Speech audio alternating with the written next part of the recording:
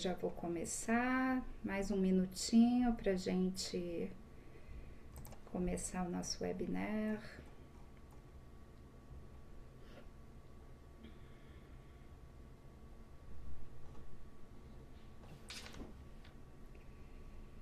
Que bom que vocês estão aí. Eu queria pedir, se vocês pudessem, à medida que vocês que já entraram, colocassem ali, participassem conosco de uma forma mais ativa e colocassem no chat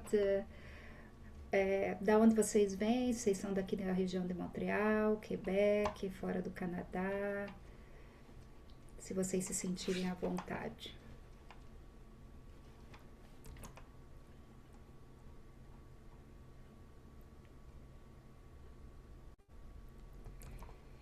Vamos esperar só mais um minutinho para começar, já são 19 horas.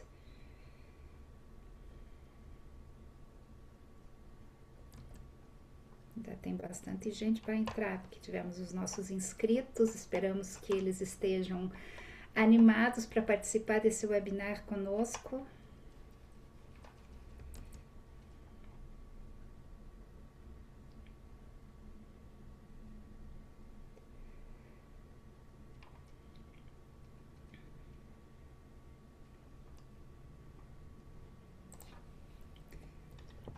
Vamos ver como é que tá indo.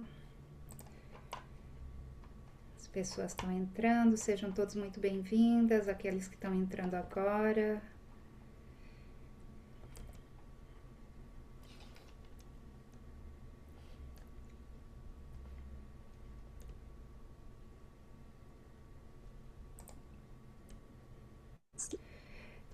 Acho que eu vou começar. As pessoas vão chegando e vão entrando aqui conosco. Bom, quero agradecer a presença de todo mundo que está aqui, Ana Paula, Cecília, as nossas conferencistas. Obrigado por estarem aqui. Esse é um webinar que é uma iniciativa do CONCID. Para aqueles que não sei se todo mundo sabe o que é o CONCID é o Conselho de Cidadania do Quebec. É um espaço de representação da comunidade brasileira junto ao consulado do Brasil, e é um lugar onde a gente promove um diálogo com as autoridades consulares, e o nosso objetivo é de informar a comunidade brasileira dos nossos deveres, dos nossos direitos, e apoiar iniciativas que fortaleçam a nossa integração, tanto da integração comunitária, do nosso bem-estar enquanto imigrantes e da nossa cidadania. Eu gostaria só de informar aqueles que estão conosco que esse webinar está sendo gravado e posteriormente ele será publicado nas redes do CONCID para que mais pessoas possam ter acesso a essa informação. Entre as mídias que vai ser incluída no YouTube. Por esse motivo, eu peço a gentileza para as pessoas que não desejarem que sua imagem seja captada, de manterem suas câmeras fechadas, desligadas durante a transmissão. Nós vamos deixar esse webinar gravado, mas sempre levando em consideração que algumas das informações que serão transmitidas aqui, dependendo daquilo que vai ser transmitido, pode vir a mudar no futuro. Então, esse webinar vai ficar gravado nas nossas mídias, entretanto, sempre é importante de se manter bem informado com relação às atualidades. Gostaria também de dizer que as perguntas poderão ser feitas pelo chat. Tendo em vista que o nosso tema é um tema sensível, vocês não precisam se nominar e podem ficar completamente à vontade. Aqui é um espaço de segurança no sentido da confidencialidade. A gente também gostaria de informar que as perguntas elas devem ser colocadas de uma forma abrangente para que a gente possa trazer uma maior quantidade de conteúdo para as pessoas de uma forma mais geral. Casos específicos, mais pessoais, isso terá que ser tratado individualmente por aquelas pessoas competentes. Entre elas, Ana Paula e a Cecília, que estarão aqui. Vocês vão ter a possibilidade de ter o contato das duas, eventualmente, se vocês tiverem dúvidas depois ou quiserem fazer uma consulta mais individual. Então, mais uma vez, sem mais delongas, sejam todos bem-vindos nesse webinar. Antes de começarmos, eu gostaria de propor uma pequena reflexão. Muitas situações de violência conjugal acontecem em silêncio, dentro das casas, nas famílias, nas relações, que para quem está de fora parece absolutamente normal. Muitas vezes as pessoas que vivem essa situação não sabem que existe ajuda e acreditam que estão sozinhas. E é justamente por isso que o Concídio promove esse encontro, um encontro de pessoas que estão aqui para trocar informações, se ajudarem e, sobretudo, se suportarem e trazer para cada pessoa que aqui está a certeza de que nós não estamos sozinhas. E pensando nesse mês da mulher que a gente trouxe esse tema tão importante para todos nós. Para nos ajudar a refletir todo esse tema, toda essa situação de vulnerabilidade que muitas vezes as famílias e as mulheres passam, a gente conta com a presença de duas pessoas da nossa comunidade brasileira que são especialistas nesse tema. A primeira eu gostaria de apresentar a Ana Paula Pessoa. Ana Paula, dá um oizinho aí, fala oi para o pessoal te ver. Olá, eu sou a Ana. Isso. A Ana, vou apresentar ela rapidinho, depois ela vai ter oportunidade aqui de falar para nós. A Ana Paula é advogada e membro do Barreau do Quebec. Ela é advogada aqui no Quebec, atuando na área de direito de família. Ela iniciou sua carreira jurídica ainda no Brasil, em 2004, e hoje continua sua trajetória profissional aqui no Quebec, trazendo sua experiência para apoiar especialmente famílias e pessoas em situação de vulnerabilidade. Para aqueles que conhecem a Ana Paula, ela é uma apaixonada pelas relações humanas. Também possui formação na área de intervenção psicossocial, o que enriquece a sua atuação em situações complexas, como os casos de violência conjugal e familiar.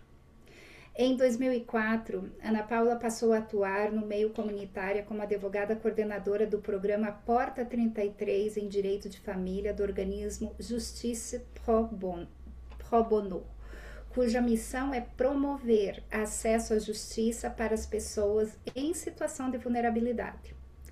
Atualmente, Ana Paula integra a equipe de advogados do InfoJustice Laval, Laurentide e Lanaudière, que oferece serviços jurídicos gratuitos à população em áreas como direito de família, habitação e direito do consumidor. Temos também conosco a Cecília. Cecília, dá um oizinho aí para a galera, para eles te verem. A Cecília Vardi, nossa amiga. A Cecília é psicóloga formada no Brasil e trabalha no Quebec junto às famílias imigrantes. Ela conhece bem os desafios das famílias imigrantes. Atualmente ela é diretora do CAF, Centro de Ajuda à Família, um centro de femmes, de mulheres, fundado em 1996, que atende principalmente a população lusófona de Montreal e arredores, e também uma partezinha ali do bairro do Plateau Mont-Royal. O Centro de Ajuda à Família, o CAF, desenvolve um trabalho comunitário lindo, muito importante, com 3 frentes principais: o apoio às situações de violência conjugal e familiar, e por isso a Cecília, ela tem toda a propriedade para falar do assunto para nós. Um das 3 frentes do CAF também é a segurança alimentar, com o banco alimentar e atividades de cozinha coletiva, e eles também têm o apoio a pessoas idosas. Por meio dessa atuação, Cecília acompanha de perto os desafios vividos por muitas mulheres e famílias imigrantes, contribuindo para a prevenção da violência e do fortalecimento das redes de apoio na comunidade. E é com grande alegria que eu recebo você, Ana Paula e Cecília, É uma grande alegria de poder contar com a presença de vocês e sem mais delongas eu vou passar a palavra para Cecília para ela trazer a primeira parte desse tema com a sua apresentação. Ceci, está com você. Obrigada. Eu queria, antes de mais nada, agradecer o Concídio, agradecer as iniciativas que o Concídio tem tido de trazer informação para todos nós. Eu acho que eu já estou com meu jeito de partilhar aqui bonitinho. Eu vou compartilhar minha tela com vocês, para a gente não enrolar demais. Vocês estão vendo a tela compartilhada? Todo mundo vê? Nós estamos vendo a tela, não a tela cheia, estamos vendo Agora a tela sim. do PowerPoint. Deu certo? Agora sim, sim. Então, eu vou apresentar um pouquinho o que é violência conjugal, bem brevemente, porque senão isso fica muito extenso, e tirar um pouco dos mitos que existem a respeito do que é a violência conjugal. A gente tem alguns mitos.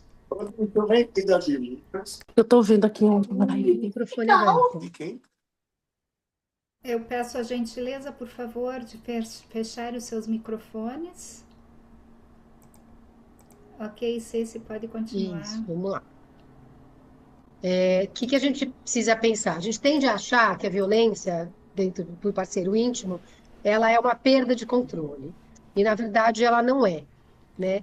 Ela é um meio deliberado e escolhido para justamente dominar e controlar a outra pessoa. Então, a violência conjugal, ela está dentro de um sistema de controle de uma pessoa sobre a outra. Eu vou deixar esse slide aqui para vocês verem depois com calma, que é a definição aqui do governo do Quebec. E aí, para a gente desmistificar um pouco, a gente entende muitas vezes que a violência conjugal, ela é um fator cultural, ou ela é um fator étnico, então só uma determinada população vai ter um problema de violência, ou então dentro de uma determinada religião e não outra, ou que ela vai estar ligada a uma determinada classe social, ou então que ela está, né, sempre determinada por aspectos econômicos. E isso tudo não é verdade. A violência conjugal ela acontece em todas as classes sociais, em todas as culturas, religiões, etnias e sociedades. E aí, a violência, ela se trata muito mais do forçar uma pessoa a agir contra a sua vontade, usando de meios como força, intimidação, medo, com o objetivo de controlar e de dominar essa pessoa. Esse controle, esse domínio, ele se dá de diversas maneiras, a gente vai falar um pouquinho disso aqui hoje, tá? E aí, de novo, aqui ainda a gente desconstruindo um pouco dos mitos, a gente tende a achar que a violência é um problema individual. Então essa pessoa é muito violenta, essa pessoa tem um problema. E, na verdade, não, né? A violência conjugal, ela é um problema social, fala de um sintoma de um sistema que a gente, né, dentro do qual a gente vive. E ela resulta a gente acha que ela resulta da perda de controle do agressor, né, repetindo um pouco aí do que eu já falei, eu vou falar disso várias vezes hoje, e na verdade ela não tem a ver com perda, ela tem a ver com a necessidade de dominação e controle da pessoa agressora sobre a outra. E ela também não é uma doença. Então a gente vai falar assim: então a pessoa que ela é violenta, ela tem um problema. Isso também não é verdade, né? Também não é resultado de uma doença, é um comportamento escolhido. A pessoa que é violenta, ela é violenta por escolha, não por falta de escolha. E aí você fala: então, se fizer terapia, resolve. Então, terapia, ela não é milagre. Ela vai requerer, principalmente, a vontade da pessoa agressora, de mudar. Se o agressor não quiser mudar, só a terapia não vai resolver. Ele precisa ter a intenção, ele precisa entender que ele tem alguma questão que precisa ser resolvida e ele precisa ter a intenção de mudar.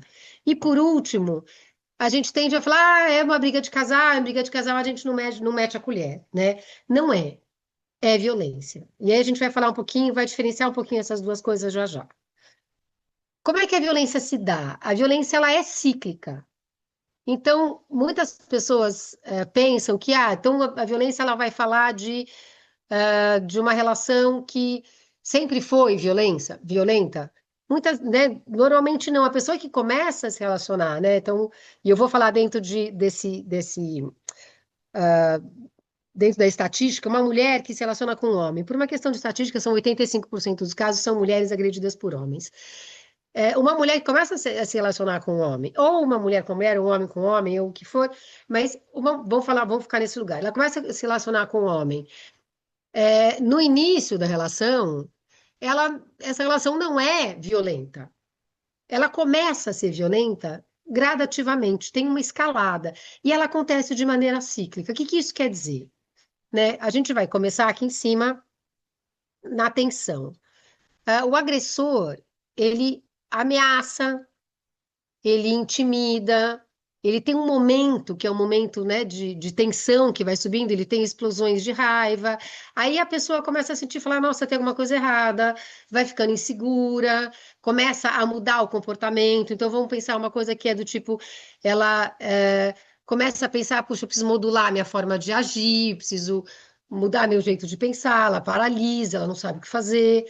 E aí ele tem a ação de violência. E aí a ação de violência ela pode ser verbal, psicológica, econômica, sexual, física, ela pode ser tecnológica.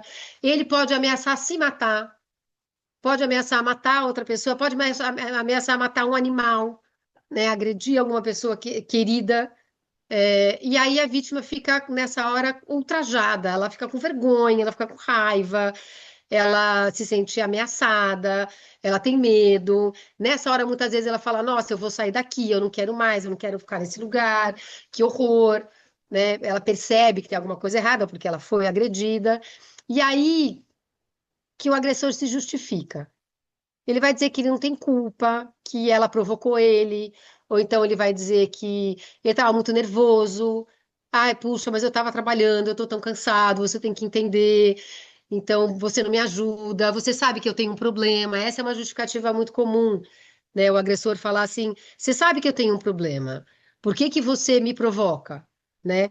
E aí, a vítima muitas vezes vai concordar, falar: nossa, será? Puxa vida, né? Ele estava tão cansado, ai, nossa, eu devo estar errada. Então, ela começa a se sentir responsável. E aí ela para de sentir raiva, começa a ter dúvida. Muitas vezes, nesse momento da justificação, tem muito gaslighting, né? Gaslighting, para quem não sabe, é quando a pessoa vai afirmar uma coisa, invertendo a situação. Né? Então, por exemplo, ela vai dizer: Não, mas não fui eu que te agredi, foi você que me provocou. Não, imagina, você tá louca, eu não falei nada disso, eu não disse nada disso para você, você tá exagerando. E aí a vítima começa a duvidar dela mesma, começa a ter, fala: Nossa, será? Será que é verdade? Será que é isso mesmo? E aí tem um último pedaço desse ciclo que é muito importante, que é a lua de mel, que é quando o agressor ele se redime, ele pede perdão, ele implora, ele traz flores, ele se arrepende, ele leva ela para viajar, ele faz, né, ele passa um período, né, muito dedicado, muito presente ali na vida dela, e ela vê que ele está se esforçando para mudar. Olha, lembra daquele cara lá do começo com quem ela começou a se relacionar? E que era, ela falou, puxa, olha lá, ele tá podendo ser a pessoa que ele sempre foi, que bacana. Ah, então tá bom, tudo bem, eu vou dar mais uma chance. Aí ela resolve, né? Vou dar um exemplo clássico, que é a maneira de se vestir, né? Ah, tudo bem, então eu não coloco mais uma saia curta, então ele não gosta. Eu sei que ele não gosta que eu saia com as minhas amigas, então eu vou parar de sair com as minhas amigas, porque eu sei que ele não gosta. E ela começa a mudar e modelar o comportamento dela para poder agradar essa pessoa, para poder não provocar a tensão e aí depois a agressão. Né? Então, isso acontece dentro de um ciclo que vai se repetindo e ele é constante. E a violência se dá de diversas formas, né? Como eu já falei. E aí a gente vai falar um pouquinho delas. A primeira delas, né, e a mais comum da gente ver, mas que não é muito comum da gente perceber que a gente está vivendo, é a verbal. E a verbal, ela é o quê? É quando a pessoa começa a te diminuir. Então, ela fala que você não entende, ela se coloca, diminui para ela ficar por cima. Então ela fala: Nossa, gente, vou dar um exemplo qualquer, do tipo, ai, puxa, nossa, mas você não sabe fazer isso, mas é tão fácil, é tão simples. Nossa, mas vamos pensar a gente aqui, né, dentro do contexto de imigração. Nossa, mas você não consegue falar francês, mas francês é tão fácil. Eu aprendi muito mais rápido que você não, e assim, e começa a diminuir, começa a colocar ela para baixo, começa a, e o que ela tem de conquista também é uma coisa do tipo, ah, nossa, mas qualquer um faz isso aí que você fez, né? Eu vou dar um exemplo que é de uma mulher professora, digamos, né? Que é a mulher, sei lá, professora de matemática. E aí o marido fala, nossa, gente, qualquer pessoa consegue dar aula para adolescente, é ridículo de fácil. Imagina, o meu trabalho que é difícil, o seu é ridículo, o seu é super fácil. E esse, né, esse movimento de colocar a mulher para baixo, de diminuir as conquistas dela cada vez que ela ganha alguma coisa, e aí também de ofender, né, de literalmente, verbalmente ofender essa mulher com constância. Depois a gente vai falar da violência psicológica, que também vai estar aí dentro, né, disso que eu já falei do verbal, que é fazendo com que ela vá perdendo a autoestima dela, perdendo a crença dela sobre ela mesma.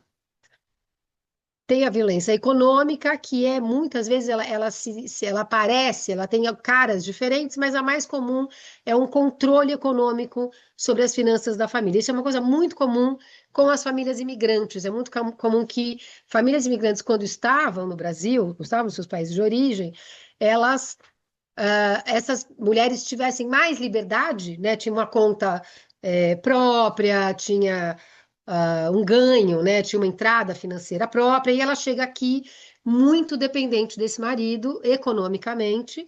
Muitas vezes tem só uma conta no banco, né? Já vão dar um caso fácil da gente ver é quando existe uma pessoa que é titular do cartão de crédito e a outra pessoa aqui é dependente do cartão de crédito. Então, o titular vê todos os gastos que a pessoa tem no cartão de crédito. Então, tudo que ela faz, tudo que ela gasta, né, essa pessoa que está no controle, o controlador, vai o tempo todo, mas você gastou tanto, mas por que que você gastou todo esse dinheiro? Mesmo que muitas vezes ela também ganhe dinheiro, né? Uma forma de violência também aparece desse jeito. Às vezes a mulher também ganha dinheiro, mas ela dá o dinheiro todo para esse marido, e esse marido controla o dinheiro, e controlando o dinheiro, ele vai sempre modulando como ela deve gastar e vai exercendo esse controle psicológico sobre ela. A outra forma de violência é a violência tecnológica, que é saber todas as senhas de todos os gadgets dela, sabe a senha do celular, sabe a senha do banco, sabe a senha, entra nas redes sociais, no e-mail, controla todas as conversas. Então, assim, ela vai tomar um banho, ele pega o celular dela, olha e vê com quem que ela falou o quê. Ah, mas você falou isso para sua irmã, mas você falou isso para sua mãe, mas você falou que você não estava mais conversando com a fulana, eu estou te vendo conversar com ela. Por que que você respondeu? Com quem que você foi almoçar? Porque ele vai controlando aí. Ah, mas olha, a fulana marcou você numa foto e você estava almoçando com elas e vai começando na violência tecnológica, a fazer um controle da vida dela como um todo. Isso, né, que eu estou falando é dentro da relação ainda. A gente vai ter outras violências, né, outras formas, outras características dessa violência tecnológica que acontece também depois que essa relação acaba, que aí a gente vai falar um pouco que é a violência pós-separação, que é bastante séria.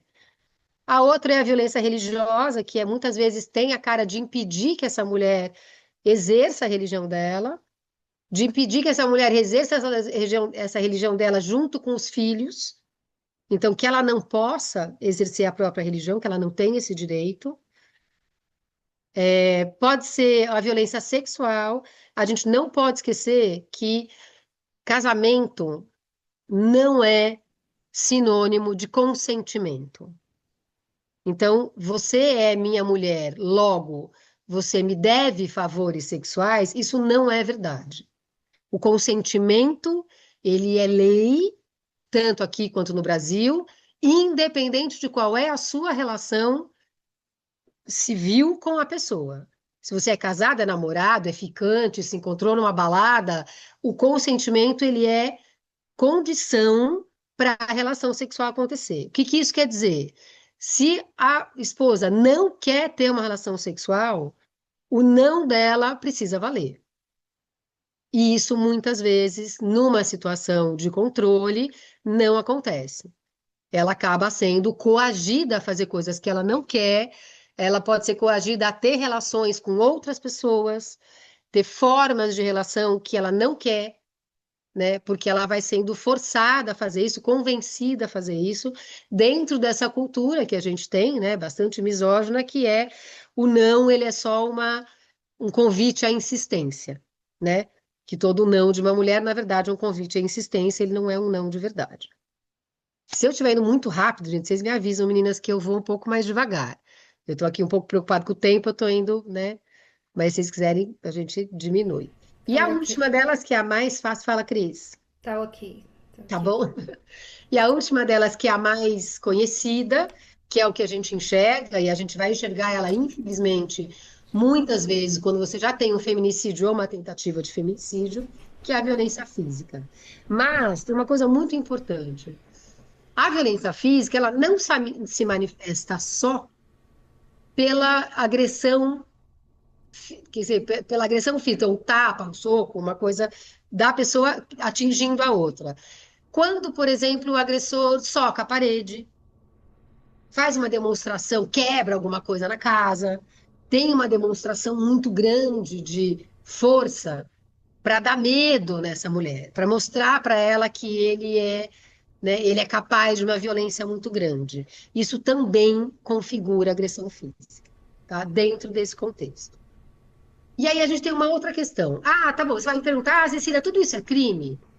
Não, não é. A Ana vai falar um pouco mais disso com calma, mas eu vou dar, só deixar o slide aqui para vocês, que é o que são considerados, o que é considerado violência pela polícia, né? Pela SPVM aqui no Canadá. Lembrando que o Canadá não tem a Lei Maria da Penha, tá? Controle coercitivo ainda não é considerado crime aqui no Canadá. Ele é considerado contexto para um caso de violência conjugal, então ele está dentro de um contexto, já desde o ano passado, a Ana acho que vai falar disso um pouco mais, já tem um protocolo novo aí acontecendo na polícia para os casos de violência conjugal. O que que isso quer dizer? Quando você chega na polícia para fazer uma queixa, e é um caso de violência conjugal, os profissionais, né, os policiais que vão receber o seu depoimento, eles já têm um protocolo que eles têm que seguir. E isso é um avanço aqui no Quebec. A gente tem tido alguns avanços e esse é um deles. Então vamos lá. O que que é considerado crime? Assédio, intimidação, ameaça, agressão, violência física e o que que eu coloquei aqui que eu não vi? Violência psicológica. Que violência psicológica? As que se configuram dentro de assédio e intimidação, principalmente. Tá? Não é qualquer violência psicológica que vai entrar dentro do que é considerado crime, tá? Então, assim, é considerado violência conjugal como crime pela polícia, esses casos, tá bom? O que é muito importante? Que se a pessoa está vivendo uma situação de violência, que ela comece a registrar isso. É muito comum que uma mulher demore, que uma pessoa demore para se dar conta de que ela está vivendo uma situação de violência e ela demora para também pensar, puxa, quando é que eu vou. Será que isso é grave? Será que não é? Bom, faz um journal, né? Escreve. Toda vez que você tiver naquele momento em que teve, dado o ciclo ali que eu mostrei para vocês, em que você vê que tem alguma coisa errada, escreve, anota. Porque isso vai ajudar você com o tempo a enxergar. E se não te ajudar, também pode te servir, né, num determinado momento para você conseguir saber de fato tudo aquilo que você viu. Porque muitas vezes a gente, dentro do ciclo, a gente minimiza e a gente esquece aquilo que a gente viveu. Então é importante que a gente possa anotar. E é mais fácil a gente anotar na hora, quando a gente está com raiva, quando a gente está chorando, quando a gente está brava, do que a gente tem que voltar para aquela cena tempos depois em que você tem que voltar para dúvida. Uma outra coisa que muita gente me pergunta, puxa, Cecília, como é que eu consigo saber que é uma situação de violência conjugal, que não é briga? Aí eu fiz uma listinha aqui de alguns exemplos do que é uma briga de casal e o que é uma situação de violência. Então vamos lá. Na briga de casal, você sempre tem dois, tá? E esses dois, eles estão em pé de igualdade, tá bom? Então, na briga de casal, eu vou ler aqui para ficar um pouco mais fácil, ela é a expressão de um desacordo entre as duas pessoas. Então, mesmo que você tenha uma carga emocional muito forte, tenha agressividade, as pessoas se xingam, fala palavrão, a coisa nem sempre é suave, educada e civilizada, às vezes ela sai do limite, tem uma tentativa mútua de convencimento de um pelo outro, tá? Os dois têm liberdade, os dois, né, argumentam e falam. Então, a causa do conflito, ela é um problema que precisa ser resolvido, tá? E onde existe uma discordância. Então, o que está em jogo é evidente para as duas pessoas. A gente está falando de uma transparência. Os dois sabem o que está em jogo e o que está em jogo é a mesma coisa. Mesmo que seja uma coisa estúpida, você não, sei lá, baixa a tampa da privada, vamos falar, uma coisa simples. Então, é a mesma coisa. Os dois sabem que a gente está brigando por causa da tampa da privada, porque me incomoda e não incomoda o outro. E aí pode ter uma briga fora de medida, mas ela é sobre algo que os dois sabem o que é. Isso é saudável? Não. Mas isso não é controle coercitivo, isso não é violência conjugal. Tá? Pode ser um relacionamento tóxico? Pode. Mas ele não obrigatoriamente é uma pessoa exercendo violência sobre a outra. Não é disso que a gente está falando. O conflito, ele é pontual. Ainda que esse tema disparador, vamos ficar aí com a tampa do vaso sanitário, que é, né, um pouco mais caricato, ele pode retornar, né? Ele pode voltar. Ou o que quer que seja, né? Eu estou falando de uma coisa bem caricata, mas é evidente que podem ser coisas mais sérias. Então, a gente não está falando de um ciclo, né? Ele é uma coisa que é pontual, ele acontece e ele não tem uma tentativa de manipulação no entorno dele. Então, existe uma liberdade, uma espontaneidade de ação dos dois lados. Os dois lados têm liberdade para serem eles mesmos do jeito que eles forem, né? Não existe uma intimidação. Os dois falam livremente. Eu vou andar porque tem o finalzinho desse e a gente volta para a violência conjugal. Então, na briga de casal, eu sou capaz de expressar o meu ponto de vista, mesmo que ele seja diferente do outro. Eu posso terminar uma discussão e falar, eu não concordo com você. E aquela coisa de que a gente vira de costas um para o outro e vai dormir porque nenhum dos dois concorda, pode acontecer. Mas eu não, principalmente, eu não tenho medo da outra pessoa. Eu brinco, gente, tem muita gente que me conhece, sabe o tamanho do meu marido. Eu não tenho medo dele. O fato de eu não ter medo ajuda, me faz com saber que a minha relação, como todas as relações, tem os seus altos e baixos, mas eu não tenho, não existe uma relação de controle, nem de um lado, nem eu tenho medo dele, nem ele tem medo de mim. Nenhuma coisa nem outra acontece. Então, você tem uma tentativa de convencimento, né? Um tenta convencer o outro que está certo. E às vezes isso sai da medida, e às vezes isso não é saudável. Mas isso não é a qualquer custo. Eu não vou tentar te convencer a qualquer custo. Eu não vou tentar te convencer, apesar de você, da sua liberdade, né, da sua existência nessa relação. E a argumentação ela é com palavras ou gestos que podem, algumas vezes, serem agressivos. De novo, aquilo que eu falo. Nem sempre uma briga de casal ela é saudável, mas ela não é uma forma de controle. Agora, vamos falar um pouquinho da violência conjugal. Na violência conjugal, você tem o uso do comportamento violento de uma pessoa em relação à outra, de diversas formas, para que ela se submeta a ele. O que isso quer dizer? É um controle do comportamento da outra pessoa para que ela faça aquilo que ele quer. Tá? Então, o que isso quer dizer? Então, uma coisa assim, do tipo, ela pode, se você, estou tentando achar um exemplo que não seja tão grave, mas se você sair de casa, eu vou me matar. Essa é uma tentativa de controle. Se você fizer isso, então tem essas, é, tem ameaças veladas algumas vezes que vão estar postas, né? Aí para que uma pessoa faça o que a outra quer. Então, lembra que a gente falou que tinha uma tentativa de um convencer o outro e os dois estão nesse movimento? Aí não tem um que faz e o outro que precisa ser convencido. E aquilo que o outro fala não tem voz, não aparece, é diminuído, é manipulado, e, né, é feito um gaslighting, essa pessoa não acredita mais nela mesma. Então, a violência, ela é um meio escolhido para manutenção de poder, tá? Então, ele é um ato premeditado. O agressor, ele usa estratégias e pretextos para atingir os seus objetivos, constantemente. E isso vai aumentando ao longo do tempo. É uma coisa que é muito importante. Não começa assim. Em geral, uma pessoa agressiva, um agressor, né, dentro do controle coercitivo, ele vai testando as águas, né? Como a gente fala em inglês, ele vai testando as águas, ele vai avançando lentamente. Se você topa, ele continua até a hora que ele vai aumentando o controle dele, ele vai quebrando a outra pessoa aos pouquinhos. Ele vai, né, aos pouquinhos vencendo essa resistência.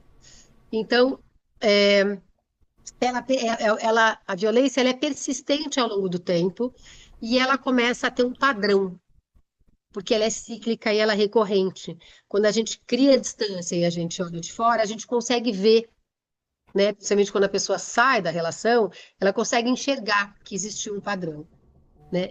Ele vai acontecendo sempre. Por quê? Porque essa forma de manipulação ela começa a dar certo e essa pessoa que vai manipulando vai mantendo dentro desse ciclo.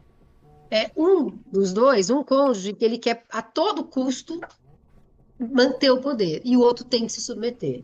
Então, um dos lados sente o impacto. Então, existe uma vítima e existe a impotência e o medo. Essa vítima, ela é impotente e ela tem medo.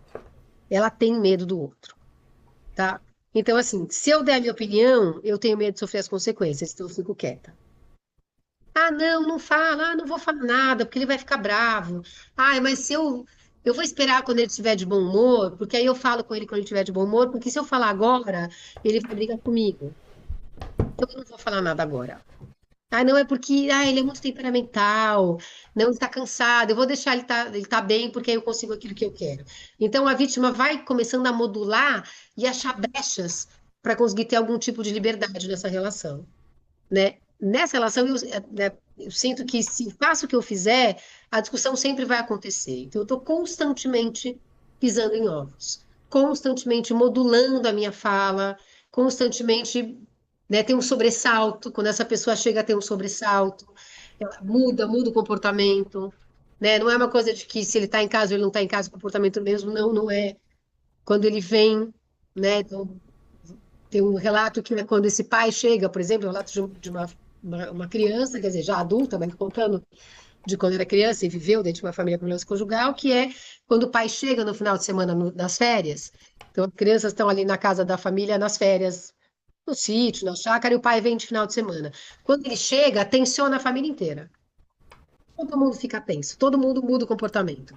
Quando ele vai embora no domingo à noite, todo mundo, a gente pode ser a gente mesmo de novo. É uma relação de violência e ela transmite para todos os membros da família. Ela não se reduz à, à vítima. Todo mundo ali vai ser vítima dessa relação.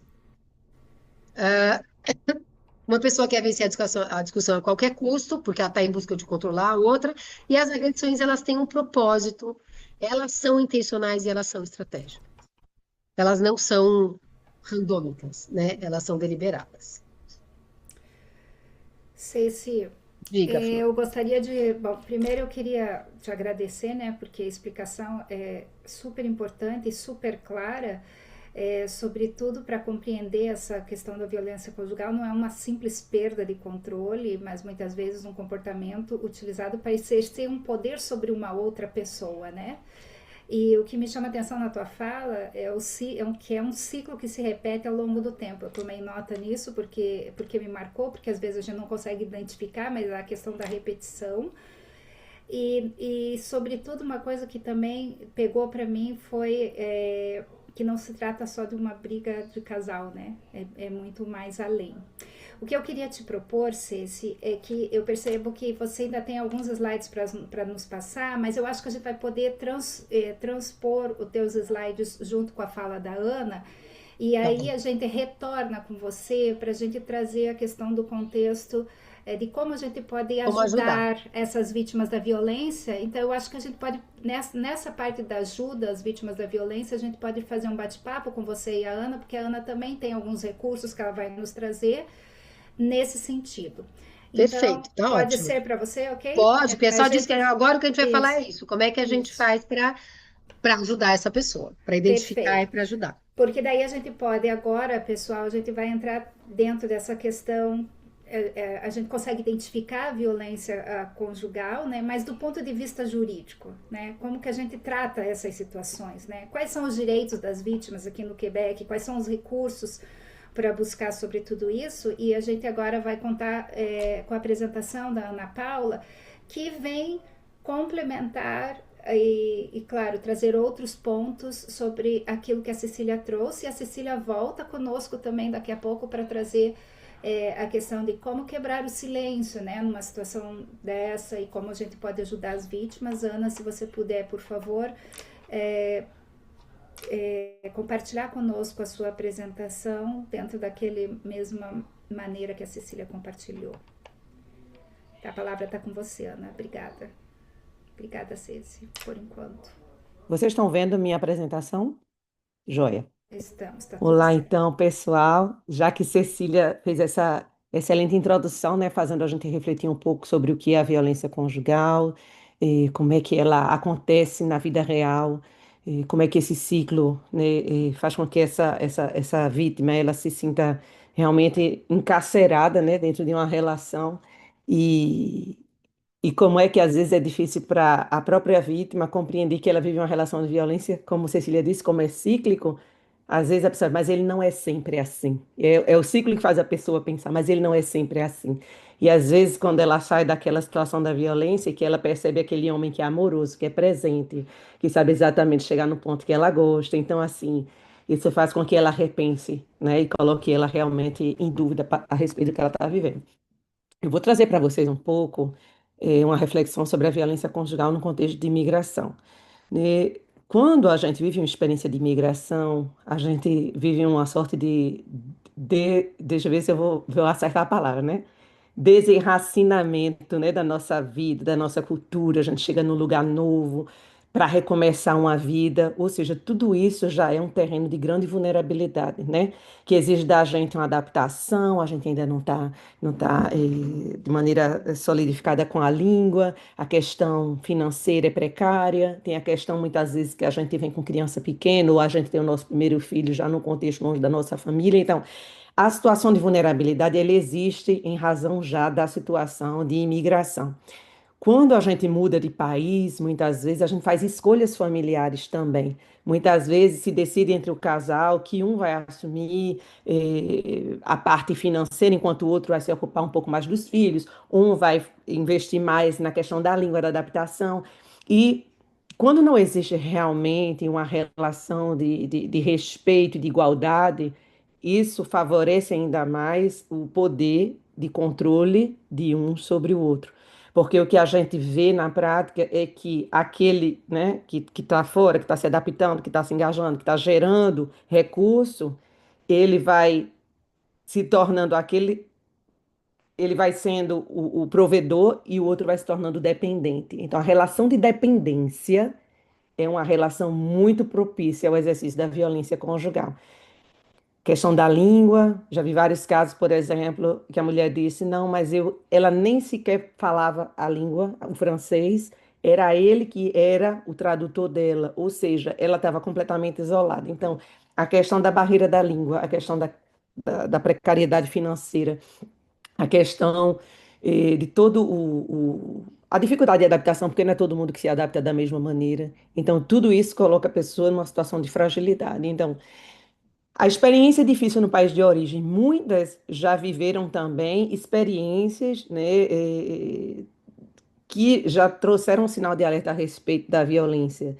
O problema é que, às vezes, quando a gente vive numa determinada cultura, onde o lugar da mulher é colocado como uma mulher que precisa se submeter, onde as atitudes do homem, né, que é mais colérico, que é mais agressivo, ela é justificada. A experiência que a gente traz muitas vezes não dá clareza para que a gente entenda que a gente também pode estar reproduzindo uma situação de violência, porque às vezes a gente relativiza né? A nossa experiência no nosso país, na nossa cultura. Então, tudo isso a gente traz na nossa bagagem. Como eu disse, a tensão relacionada à adaptação no novo país. Às vezes a pressão social também para manter o casal unido. Quantas mulheres eu já ouvi falar, mas é porque a minha família, ela diz que eu preciso ter paciência. A minha família diz que eu devo aguentar um pouquinho mais, eu estou num outro país, que pode ser uma questão de tempo, ele também pode estar passando por um problema difícil. Ou muitas vezes a questão mesmo de dizer, de justificar, mas você não sabe que homem é assim mesmo? Porque você também é muito cabeça dura, você também gosta muito de questionar, ou seja, toda uma pressão para que a mulher permaneça nessa relação se submetendo a esse controle. Aumento da dependência financeira e social do cônjuge, isso eu já falei, e isso é um alerta, alerta vermelho, eu diria, né? A gente chega num novo país, é muito importante que os dois estejam financeiramente, sejam autônomos financeiramente, né? Porque quanto menos dependente a gente é numa relação, a gente tem muito mais espaço de liberdade para que a gente seja quem a gente é, para que a gente possa se afirmar e para que a gente escolha estar nessa relação. Então, assim, a questão da independência é muito importante. Isolamento, eu já falei, causado pelas barreiras linguísticas, né? Quando eh, um não se integra, um não vai, tem dificuldade de se comunicar. Já vi também casos, por exemplo, de uma pessoa que estava tão isolada que ela não conseguia nem pedir ajuda, né? Estava isolada da própria comunidade de origem, porque ele não deixava ela manter nenhum tipo de relacionamento, e ela não conseguia pedir ajuda para a comunidade mais próxima, vizinho, no supermercado, porque ela não sabia se comunicar. O desconhecimento dos direitos também, isso é muito, muito, muito importante, porque o que acontece, a gente falando agora de um caso, não do casal que imigra, mas uma mulher que imigra no processo de parrainagem e que recebe uma promessa e diga, não venha, porque aqui, né, eu vou te assumir, né, aqui tudo vai funcionar. Quando começa a existir um problema de violência conjugal, o discurso do agressor é muito no sentido, quando, por exemplo, se existe criança, você está aqui no Quebec, você não conhece a lei, não. A lei nunca vai dar direito a você, você é de outro país. Eu vou entrar com ação na justiça, eu vou fazer acontecer. E a mulher, ela tem medo. Então, ela, por desconhecer o direito que ela tem, ela cede, né? E hoje, graças, né, a Deus aqui no Quebec, a gente tem muitos recursos que são oferecidos para que a mulher não precise se submeter a uma situação de violência. E mesmo no contexto de imigração, existe a possibilidade de solicitar um visto específico para que ela possa se desvincular, né, do processo de parrainagem do agressor e continuar a vida dela aqui com acesso aos recursos que a província oferece. Barreiras associadas às políticas de imigração, eh, acontece também, né?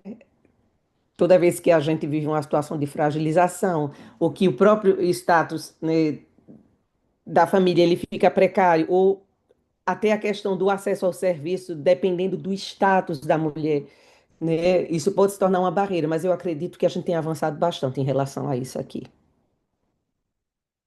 Eu vou passar aqui.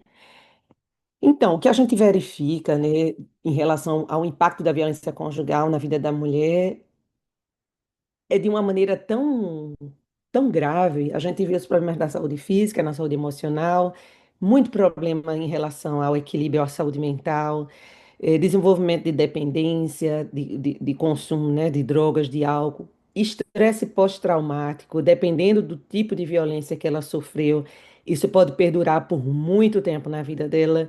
E, infelizmente, a situação do feminicídio, que é a morte, né? Ou o feminicídio, a morte da mulher, ou a morte dos filhos também, porque às vezes ele pode utilizar os filhos para tentar atingir a própria mulher.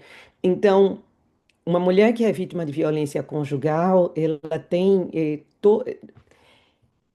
a perda que ela sofre não acontece somente quando ela é exposta, mesmo quando ela consegue sair daquele contexto, né? Ela leva com ela ainda uma certa carga do que ela sofreu em relação a essa violência. Então, por isso que existem recursos para acompanhá-la, mesmo depois que ela já decide tomar a decisão de sair da relação e, né, tentar recomeçar a própria vida.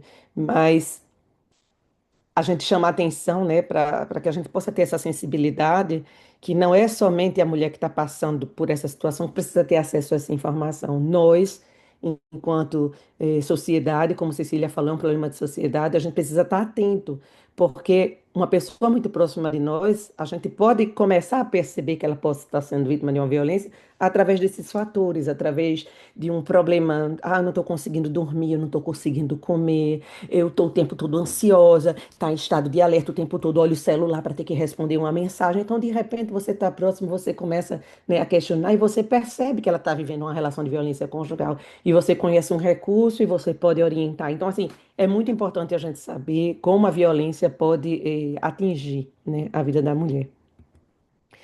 Os filhos, né? Os filhos que são expostos à violência conjugal, eles sofrem as consequências como se eles fossem uma vítima direta. Antigamente, quer dizer, hoje a gente, né, as pessoas que atuam na área trabalham, os pesquisadores, os profissionais que atuam diretamente com as crianças que estão envolvidas num conflito, né, de separação ou expostas à violência conjugal, já afirmam com veemência que as crianças, elas desenvolvem né, os problemas, as consequências da exposição, como se ela fosse a vítima direta. Antigamente existia aquela história, não, mas os filhos não são a vítima direta, então eles não fazem parte do problema.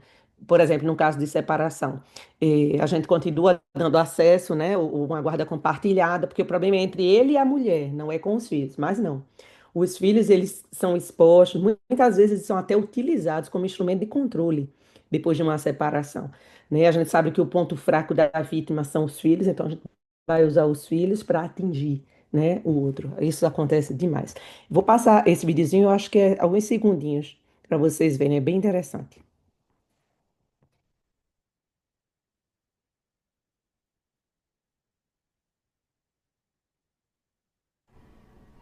Tem som o vídeo, Ana? Não? Aqui.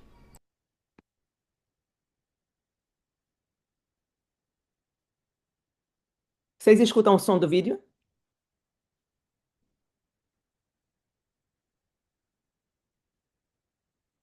Eu não sei por que não aparece o som, mas é só uma música de fundo. Na verdade, o que ele demonstra é como se fosse uma caixinha de música tocando, e depois o GPS mostra que a mãe e a filha estão escondidas embaixo da cama. E aí escuta os passos do agressor que entra. Ou seja, elas estão escondidas para evitar, né, um mal maior. Então, estresse, medo, ameaça, indiferença, silêncio, baixa autoestima, isolamento. É muito, muito fácil quando a gente trabalha num dossiê onde a gente vê uma família que está vivendo um contexto de violência conjugal, vivendo uma separação. Quando a gente vai olhar a parte dos filhos, a questão do trouble de comportement, tudo que a criança começa a desenvolver na escola, dificuldade de aprendizagem, problema de concentração. Então, muitas vezes a gente volta para a criança, essa criança está com um problema, essa criança ela tem um problema de desenvolvimento. Mas quando a gente vai olhar o contexto familiar no qual essa criança está inserido, a gente compreende que a exposição a esse contexto nefasto faz com que a criança ela não tenha o que ela necessita para ela se desenvolver. Ela não está num ambiente seguro, ela não está num ambiente estável. Então, tudo isso tem um impacto sobre a vida da criança. Sensação de um grande sofrimento, né? Agressões pode ser exposta também à agressão do agressor, humilhação, pode ser negligenciada, né? A partir do momento que o agressor ele se concentra tanto na situação de agressão que minimiza a necessidade do filho. A criança pode ter um sentimento de culpa, de impotência, ela pode até se sentir responsável pelo problema, ela pode achar que os pais estão, né, que aquela confusão toda, aquela violência toda está acontecendo por causa dela, porque pode acontecer uma situação de desentendimento, porque acontece demais em violência conjugal, quando o agressor, ele quer descreditar o outro como pai, como mãe. Né? Você não é uma boa mãe, você não sabe o que fazer. Então, e uma pequena coisa que possa sair da linha do controle dele, pode se tornar um motivo de explosão. E a criança pode entender que, como ela está no meio daquela situação, ela é a culpada. Então, problema de saúde física, saúde mental, comportamental, como eu disse, inclusive reprodução de comportamento violento e de intimidação. Então, Existem muitos casos de agressores que, se a gente for fazer um estudo, né, no histórico familiar, eles também foram expostos à violência, familiar. Então, isso pode se tornar uma cadeia, né, que se reproduz. Tá? O que é que acontece hoje? Hoje a lei considera a lei de proteção, né, da juventude aqui, considera que a exposição dos filhos à violência conjugal é um motivo de comprometimento à sua segurança e ao seu desenvolvimento. Significa que, em outras palavras, a DPJ, que é a Direction de Protection de la Jeunesse aqui no Quebec, que é o órgão que é responsável para proteger, cuidar e garantir que o direito da criança, que a vida, que a segurança dela vai ser mantida e respeitada, eles têm uma obrigação, né, diante de um signalement que a gente chama de uma plainte, de uma queixa que eles recebem, ligada a uma exposição de violência conjugal que compromete, né, o desenvolvimento da criança, de investigar. E se eles retêm essa queixa, esse signalement, por motivo de comprometimento de segurança e desenvolvimento, eles podem tomar todas as medidas necessárias para proteger essa criança. Então, é muito importante quando a mulher está vivendo uma situação de violência conjugal, né, que ela receba ajuda para que ela possa ser sensibilizada não só para as consequências em relação a ela, mas em relação à criança também. Porque muitas vezes, quando a direção de la proteção de la jeunesse interfere dentro de um dossiê como esse, ele espera que a mãe também, eu estou falando aqui num caso onde o homem é o agressor, a mulher é a vítima, tá? Mas pode ser em outras situações, casais do mesmo sexo. Mas nesse caso que eu estou explicando, por exemplo, o fato da mulher, às vezes, não tomar uma decisão, não agir para proteger a criança, pode ser considerado um caso de negligência. Então, que pode, inclusive, gerar uma decisão de placement, de placer, retirada da criança da família para colocá-la numa outra família que possa protegê-la. Então, já vi casos, me lembro de um caso, né, que a criança estava sendo exposta à violência conjugal, não do pai, mas do conjoente da mãe, e a mãe não tinha forças suficientes para sair da relação. E o juiz disse para ela: Eu entendo. Ela foi franca com o juiz. Ela disse: Eu sei, eu estou tentando fazer o meu passo, mas eu ainda não estou pronta. E o juiz disse: Eu entendo, mas eu entendo que você ainda não está pronta, mas seus filhos, o Estado vai proteger. E, né? A criança saiu da companhia da mãe, da convivência com a mãe. Então, assim, a exposição das crianças à violência conjugal é considerado hoje mauvais traitement psicológico. É como se a criança estivesse sendo exposta a maus tratos psicológicos, porque o impacto no desenvolvimento dela é tão grande que o Estado precisa proteger. Então, a DPG ela está lá para intervir. Quando a DPG intervém num caso como esse, ela pode gerenciar a guarda, ela pode decidir onde é que a criança vai ficar, se a criança tira que o pai não tem mais contato com a criança, que só vai ser a mãe, se a mãe estiver num lugar seguro, ou se a mãe não tiver ainda força suficiente para deixar o agressor, ela pode decidir retirar a criança e colocar numa outra família. Ou seja, ela vai agir no interesse da criança. Então, assim, é um alerta vermelho para a gente, né, saber que quando há uma situação de violência conjugal, quando a gente tem um casal que tem criança, a situação é grave e ainda se torna mais grave. Então, assim, é como se a gente, né, às vezes muitas mulheres elas encontram força nos filhos para poder tomar a decisão também de sair. É, e é por isso que a gente precisa, né, quem trabalha, a gente que trabalha na área, de sensibilizar para isso também, em relação ao impacto sobre os próprios filhos. Às vezes ela pode ter a ideia que proteger é continuar, mas proteger não é continuar, né? Proteger é quebrar esse ciclo e estar em lugar seguro. A violência conjugal no contexto de separação, isso é o que eu lido, né? Eu sou advogada na área do direito de família, então a maioria dos dossiês a gente sempre está tratando dessa questão de violência conjugal. Primeiro, quando existe já uma relação que é propícia à violência, né? Quando a separação acontece, é um momento de crise, né?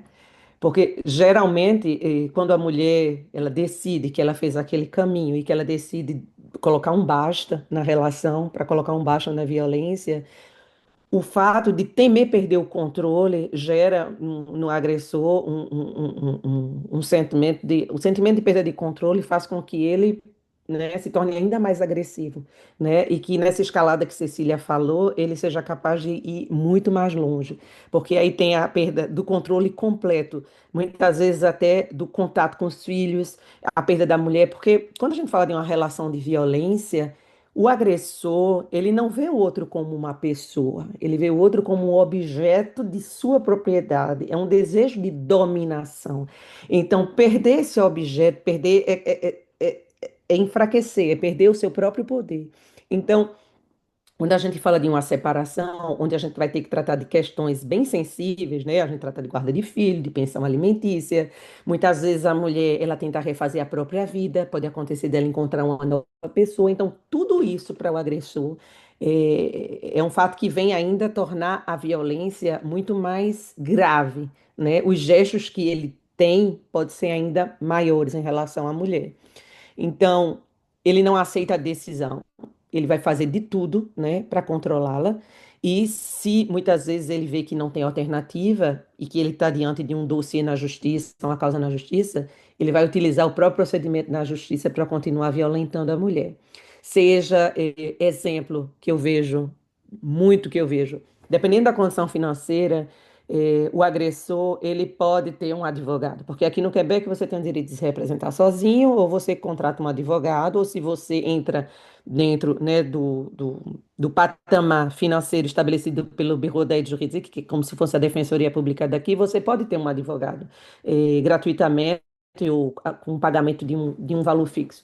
Mas a grande maioria não é admissível à aide juridique e não tem condições de pagar um advogado. O que é que acontece? Se encontra na corte sozinha para tentar dar conta do seu próprio dossiê.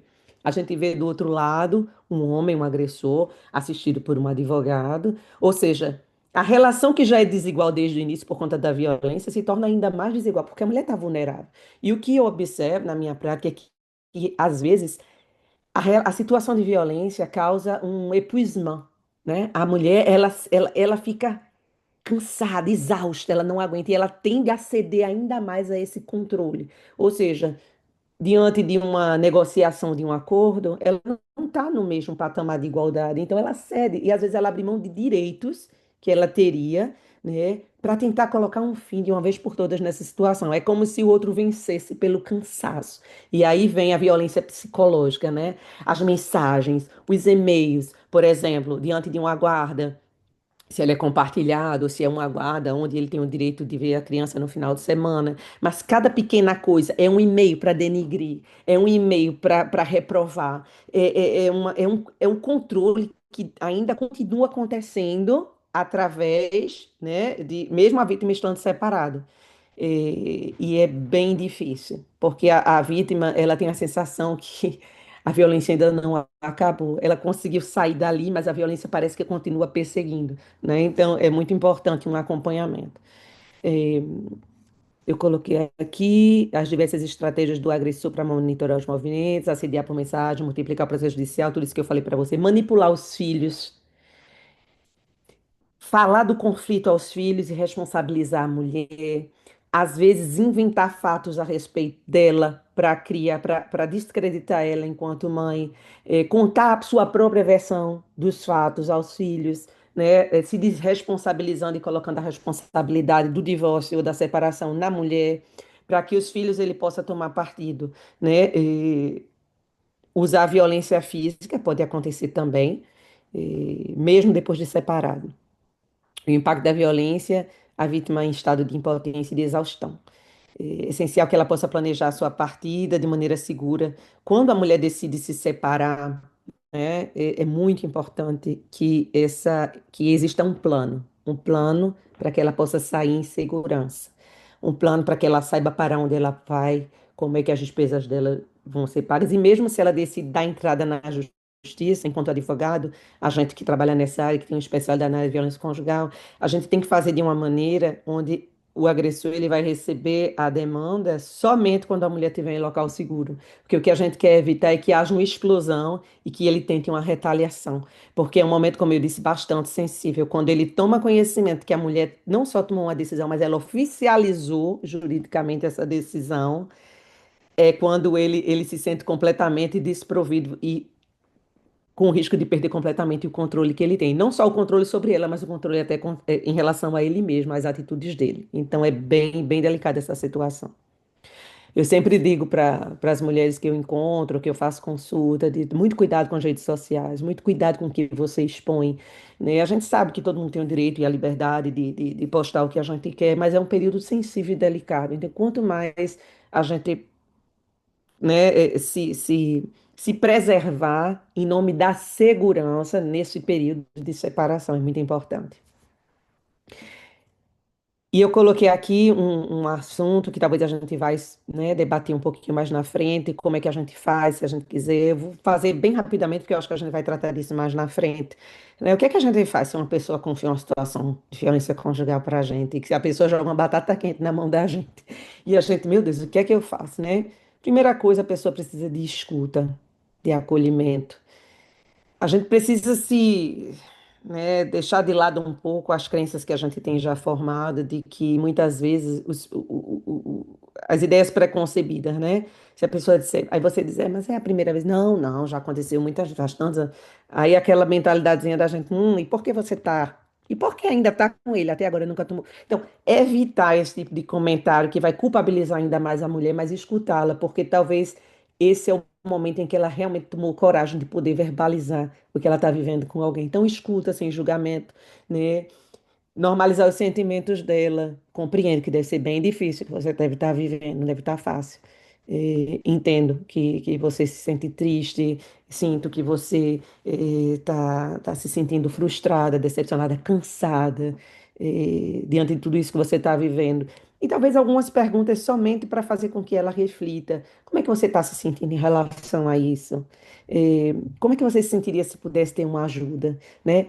Fazer eu conheço um recurso, né? É sempre abrir esse espaço para ela. Como é que você está se sentindo em relação a isso? Porque quando a gente faz uma pergunta sem julgamento, mas que a gente faz o outro avaliar o sentimento dele em relação àquela situação, a gente favorece um espaço de tomada de consciência para que eu disse, realmente, eu não me sinto bem com isso. Você sabe que existe um recurso, eu posso te acompanhar, eu posso buscar, né, um número de telefone, eu posso estar do teu lado quando tu decidir ligar, então te colocar em contato com alguém, uma rede de apoio. Então, a gente pode ser ponte. A gente não precisa querer resolver o problema do outro, mas a gente pode ser ponte. Então, é muito importante. Enquanto comunidade, é muito importante a gente estar informado. A gente nunca sabe quando é que a gente vai receber um pedido de ajuda. A gente nunca sabe que um dia a gente pode testemunhar. Então, a gente estar bem informado é saber que a gente pode ser ponte na vida de alguém e pode ajudar alguém a passar por essa situação de uma maneira diferente, né, do que ela passaria se ela não tivesse recebido uma ajuda. A gente pode até evitar um drama. Então, assim, não é que a gente precisa botar nas nossas costas a responsabilidade da vida do outro, não. Mas quanto mais bem informado a gente é, mais a gente pode passar informação para o outro e a cada um a sua própria responsabilidade de tomar a decisão que acha que é importante. Ter Ana, paciência. Oi? se você me permitir, eu vou incluir a Cecília aqui nesse teu Tá. slide, porque Ótimo. ela tem também algumas contribuições para fazer. Então eu vou só fazer ela. Ok. Vocês conseguem ver a Cecília? Eu consigo. Deixa eu ver se eu consigo colocar ela em spot. Consegue ver? Ok. É, Cecília, então, Você quer que eu feche o meu slide? Depois eu posso voltar se tá precisar. bom, pode ser. Só para vocês Tá.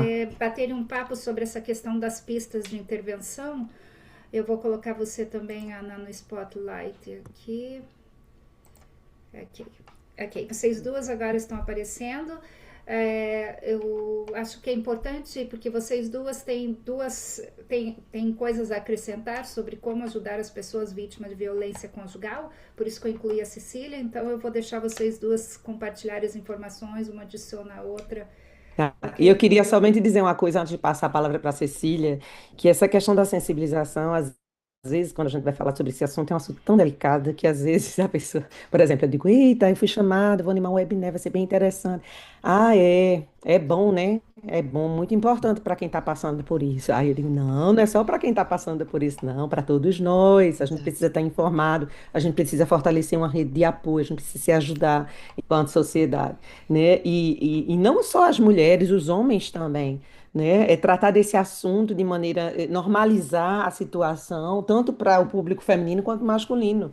E eu acho maravilhoso quando eu recebo um contato de um homem que entra em contato comigo e diz: Conheço uma pessoa que está passando por uma fase difícil, Ana, sei que tu trabalha nessa área, tu tem alguma coisa que possa ajudar? Ou seja, os homens também estão sensibilizados à causa. A gente não pode também colocar uma etiqueta, homem é agressor, mulher é vítima. Homem também pode ser vítima de violência conjugal, né? Mas é muito menos falado e a proporção é muito pequena, por isso que a gente às vezes deixa um pouco de lado. Mas eu queria só chamar a atenção para a importância da gente sensibilizar o maior número de pessoas a respeito dessa causa, porque não se trata de um caso individual. Cada dia mais a gente vê coisas terríveis acontecendo aqui no Brasil e a gente diz, onde isso vai parar? Então é preciso que a gente se dê as mãos. Cecília. Isso mesmo. Não, você está falando, tem dois assuntos. A Cris me pediu para falar um pouquinho desse último slide, que é por que que a pessoa não sai, né? Que isso é uma pergunta que acontece muito, tem muito preconceito. Ah, mas por que ela ficou. Se era tão ruim, por que que ela ficou 15 anos casada, né? Por que que a pessoa não sai? Então, tem vários fatores. E nenhum deles não cabe a ninguém, a não ser a própria vítima, saber ou julgar ou ter algum tipo de ingerência sobre quais são os motivos dela. Inclusive, né, quem trabalha com as Maisons de Bergerac, para quem não sabe, Maisons de Bergerac são casas de acolhimento, que é um dos recursos que existe aqui no Quebec, aqui no Canadá, mas aqui no Quebec, que são a mulher, se ela sofreu uma situação de violência e ela for para a polícia, ela pode, ela e as crianças podem ser levadas para uma Maison de Bergerac, que é uma casa de acolhimento, e ali ela vai ter todo, né, todo o auxílio com intervenantes psicossociais que vão cuidar, e ela fica no lugar em que o endereço dela é sigiloso, então esse agressor não consegue saber onde ela está. Mas, enfim, a mulher ela, que está numa situação de violência, por que que ela não sai? Primeiro que muitas vezes ela não reconhece.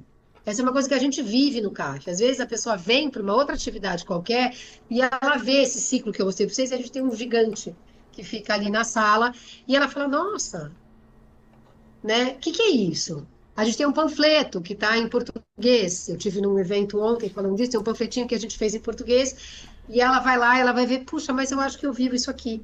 Então, algumas vezes ela não sabe que ela está numa situação de violência. Quando ela reconhece que a violência existe, ela muitas vezes tem medo pela própria vida. Dentro do contexto de imigração, principalmente se existe um contexto de racialidade, ela tem medo de perder a guarda dos filhos. Eu já vi isso acontecer, já vi de duas pessoas quebecois, não era, a gente estava numa questão de imigração, de que a mulher perdeu a guarda dos filhos, existia uma questão de racialidade ali importante.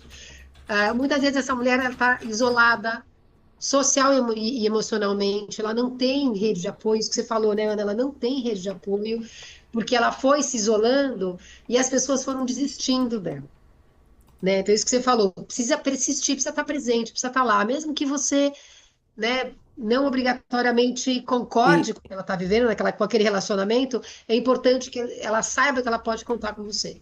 e Cecília, uma coisa que eu vi também era a vergonha de reconhecer que está vivendo uma situação de violência. É a vergonha porque achar o fato de estar sendo vítima de violência, como foi que eu caí nessa, assim.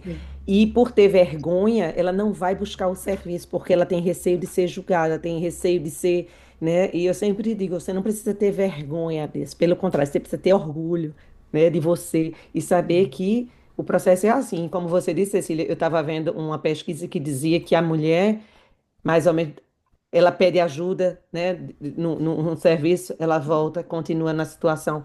Às vezes são 8 tentativas antes que É, ela a saia do estatística ciclo, de que diz, ela são quebre o de ciclo de 7 a 8 vezes. violência. É isso mesmo. Ela vai e volta, né? Mesmo quando ela vai para uma casa-abrigo, às vezes ela volta. E aí a estatística são 7 voltas, 7 vezes, 7 a 8 vezes, é isso mesmo. E tem essa coisa, se ela tá, como você falou, se ela tá numa situação precária de imigração, ela vai ter medo de sair. E né? dizendo, gente, rapidinho, em relação, quando a gente está numa experiência de imigração, a gente tem laços de amizade, mas não são os mesmos laços que a gente tem no nosso país de origem. Nosso país de origem, a gente tem pessoas que a gente conhece desde que a gente é pequeno, desde que a gente começou a trabalhar, são pessoas que fazem parte da nossa história. Aqui a gente está construindo os nossos laços. Então a gente tem muito encontro social com outros casais, tudo. Mas até onde a gente se sente à vontade de abrir uma situação como essa? Primeiro, a gente está completamente isolado. Como é que eu me vejo aqui precisando dar um passo, sair da minha casa, eu não posso contar com ninguém? Então, assim, por isso que muitas vezes se vive no silêncio. Então, é muito importante que a gente tenha essa sensibilidade para que a gente crie um espaço seguro para que a pessoa possa, e se ela se decidir se confiar, que ela se sinta em segurança, que ela se sinta, eu não vou ser julgada, eu vou ser acolhida, eu sei que eu posso contar com alguém, que eu não estou só. Isso é muito importante. Ana, dentro dessa tua fala, né, e dentro do escopo da nosso webinar, falando sobre a violência conjugal no contexto da imigração, muitas mulheres têm medo de denunciar, como a gente falou aqui, seja por causa do status migratório, pelo medo de perder os filhos, por não conhecer bem os seus direitos, por não ter a língua, enfim, N fatores que vocês já descreveram. O que seria importante para essas pessoas, que essas pessoas saibam sobre os seus direitos e a proteção que existe aqui no Quebec? Né? Eu percebi que você ia trazer alguns recursos para nós, então Exato. o que a pessoa pode contar? Antes de você nos dar a resposta, eu gostaria de lembrar para as pessoas que elas podem colocar suas perguntas no chat. Se você quiser manter sua confidencialidade, você pode escrever diretamente para mim. Você tem a opção de mandar uma pergunta diretamente no chat particular para mim. Você vai ver, meu nome é Cris Schultz. Eu vou poder colocar sua pergunta aqui. A gente vai manter seu nome de forma confidencial e só vamos trabalhar a sua pergunta. Por favor, Ana, responda aí para nós o que eu acabei de te perguntar. Então, em relação aos direitos, se a gente for falar do status migratório, né, uma pessoa que é dependente, né, do outro, em razão do seu status de imigração. Hoje, a lei já concede para essa mulher o direito de pedir um tipo de visto temporário específico para que ela não esteja mais atrelada, porque às vezes a mulher ela não é a principal, né, no pedido do visto, ela depende do visto do agressor. Mas existe já a possibilidade de fazer uma solicitação de um visto especial para esses casos de violência conjugal, onde o visto dela vai ser separado, né? Vai ser separado, completamente separado do visto do agressor, e ela vai continuar tendo acesso a vários serviços aqui, inclusive o direito de trabalhar. Nossa, Então, Ana, super importante. Repete aí. Pelo que eu entendi, então, o fato dela tomar essa atitude de sair do isolamento e sair dessa situação, isso não significa que necessariamente ela vai perder o status dela. não, essa permis se chama permis de séjour temporaire pour les victimes de violence familiale. Então, é um permis que dura, né, 12 meses, mas que pode depois ser reavaliado. Geralmente, os custos, eles são assumidos, ela não precisa assumir os custos para solicitar esse tipo de permis, né? Claro, eu não sou da área de imigração, eu não posso ir tão profundamente, mas é um recurso que existe, né, que ela pode só preencher um formulário, apresentar um pouco a situação que ela vive, solicitar o desmembramento, né, do visto dela e ter um visto somente para ela aqui em E relação à a situação. tramitação é mais rápida também, A né? tramitação é muito mais rápida, exatamente, por conta da urgência. É. Então, eu posso disponibilizar o site do governo que fala especificamente desse tipo de situação para quem tiver interesse. A gente pode deixar depois para você, Cris, você coloca nos comentários lá do Ok, vídeo no YouTube. Exato. Em perfeito. relação a uma questão de guarda, né, o que muitas vezes acontece, que ela recebe como informação, é que não adianta ela fazer nada, porque aqui ela não vai ter direito a nada. Isso não é verdade. E aqui não existe.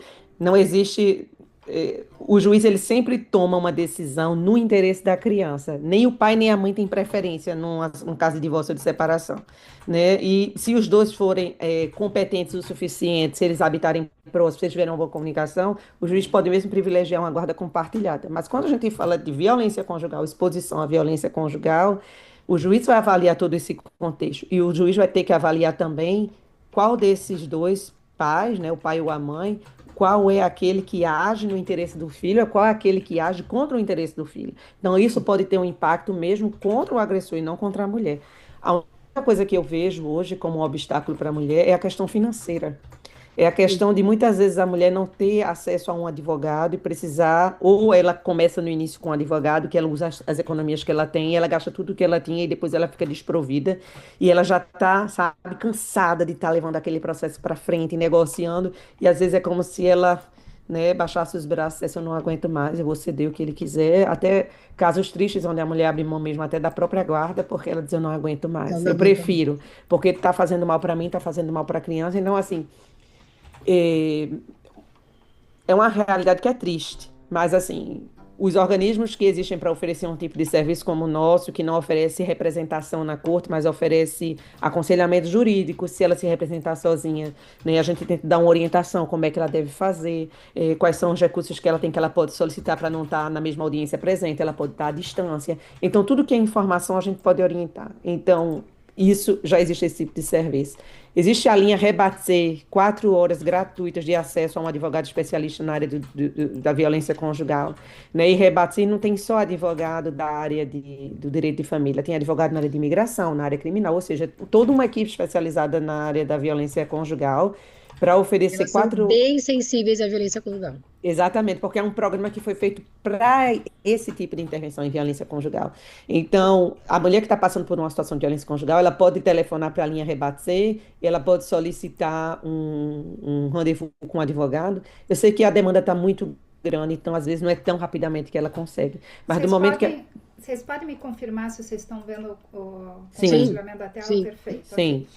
Né? Então, tem a linha Rebatzer, 4 horas gratuitas, com advogado especialista na área da violência conjugal, que ela vai ter 4 horas de consulta gratuita jurídica.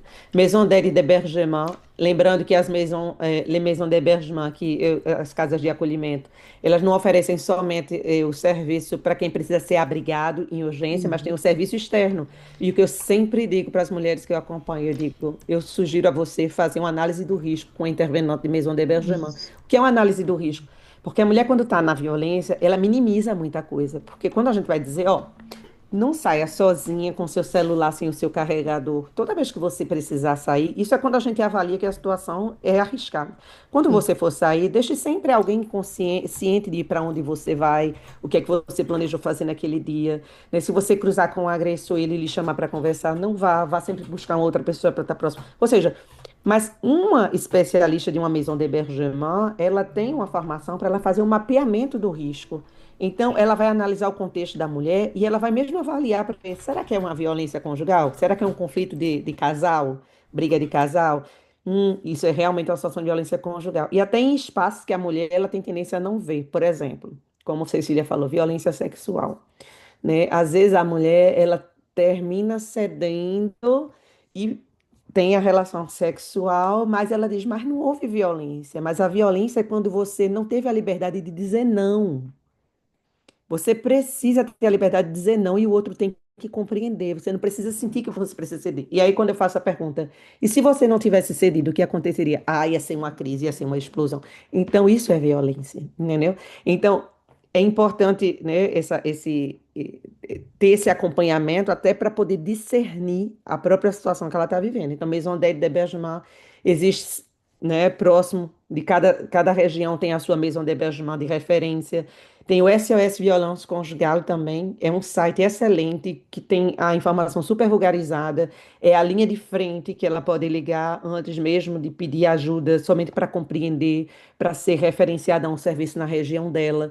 É uma linha que está disponibilizada 7 dias sobre 7, 24 horas, então é uma linha telefônica disponibilizada em todo o tempo. A polícia, eu sempre digo, quando é caso de urgência, se você tiver Sempre polícia. medo 911. pela sua vida, a vida do seu filho, polícia 91, deixa que a polícia avalia. Polícia aqui não é que nem, ela não é punitiva. Tá Exatamente. na dúvida, está vivendo uma situação, está com medo, é uma situação de urgência, chama a polícia. A polícia vai avaliar, até Uhum. mesmo a gente, por exemplo. Imagine você que mora num condo e você começa a escutar gritos que vêm de um apartamento do lado, coisa quebrando, e você diz que está Isso. tendo alguma coisa grave.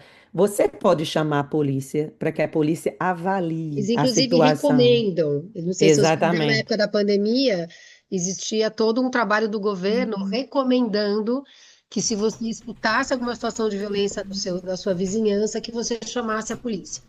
porque teve um Então, a aumento muito gente grande, né? poderia dizer que dentro desse contexto da violência conjugal, a máxima em briga de marido e mulher, ninguém mete a colher, é nula. É o contrário. É o contrário. É o É, contrário. porque E a gente precisa evitar.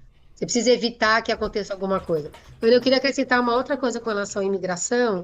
Quando é um caso de parrenagem, e existe uma violência conjugal, a mulher que vem na parrenagem, ela continua no processo dela de parrenagem, ela não perde a parrenagem. Se ela sai da relação por violência conjugal, ela permanece no processo, quer dizer, então, tecnicamente, ela continua no processo de parrenagem, mesmo separada, e ah, o homem que trouxe ela, né, que fez a parrenagem, precisa continuar sustentando ela durante 3 anos. Se ela tiver uma criança, ela vai ter que sustentar ela e a criança. é, Adorei isso, Celina. No Briga de Marido e Mulher, a gente salva a mulher. Achei genial. É isso mesmo. eu vou Então, só isso é mudar de importante, espaço tá? aqui, tá, gente? Eu vou Porque mudar de no caso espaço. de parrenagem, a gente tende a achar que, puxa, se ela veio e tiver uma situação de violência, ela tem medo de falar alguma coisa e ter que voltar para o país dela. E, na verdade, ela não volta. Ela fica, ela segue no mesmo processo, mesmo que ela esteja separada, então ela vai continuar, vai entrar no processo para poder ter a residência permanente e ela precisa continuar sendo amparada pelo homem que trouxe ela para cá, por esse marido. Então, isso também é algo que é relativamente recente, é dos últimos 5, 6 anos, mas isso traz uma liberdade muito grande para as mulheres. A outra coisa que também aconteceu para ajudar nessa situação da violência é que é muito mais rápido hoje, quando numa situação de parrenagem, que a mulher tem um visto de trabalho. Então, ela muito rapidamente pode começar a trabalhar. Antes, ela ficava um ano sem poder trabalhar, completamente dependente desse marido, e a situação de violência se agravava. Hoje, ela pode começar a trabalhar. Uma coisa Outra coisa também, que.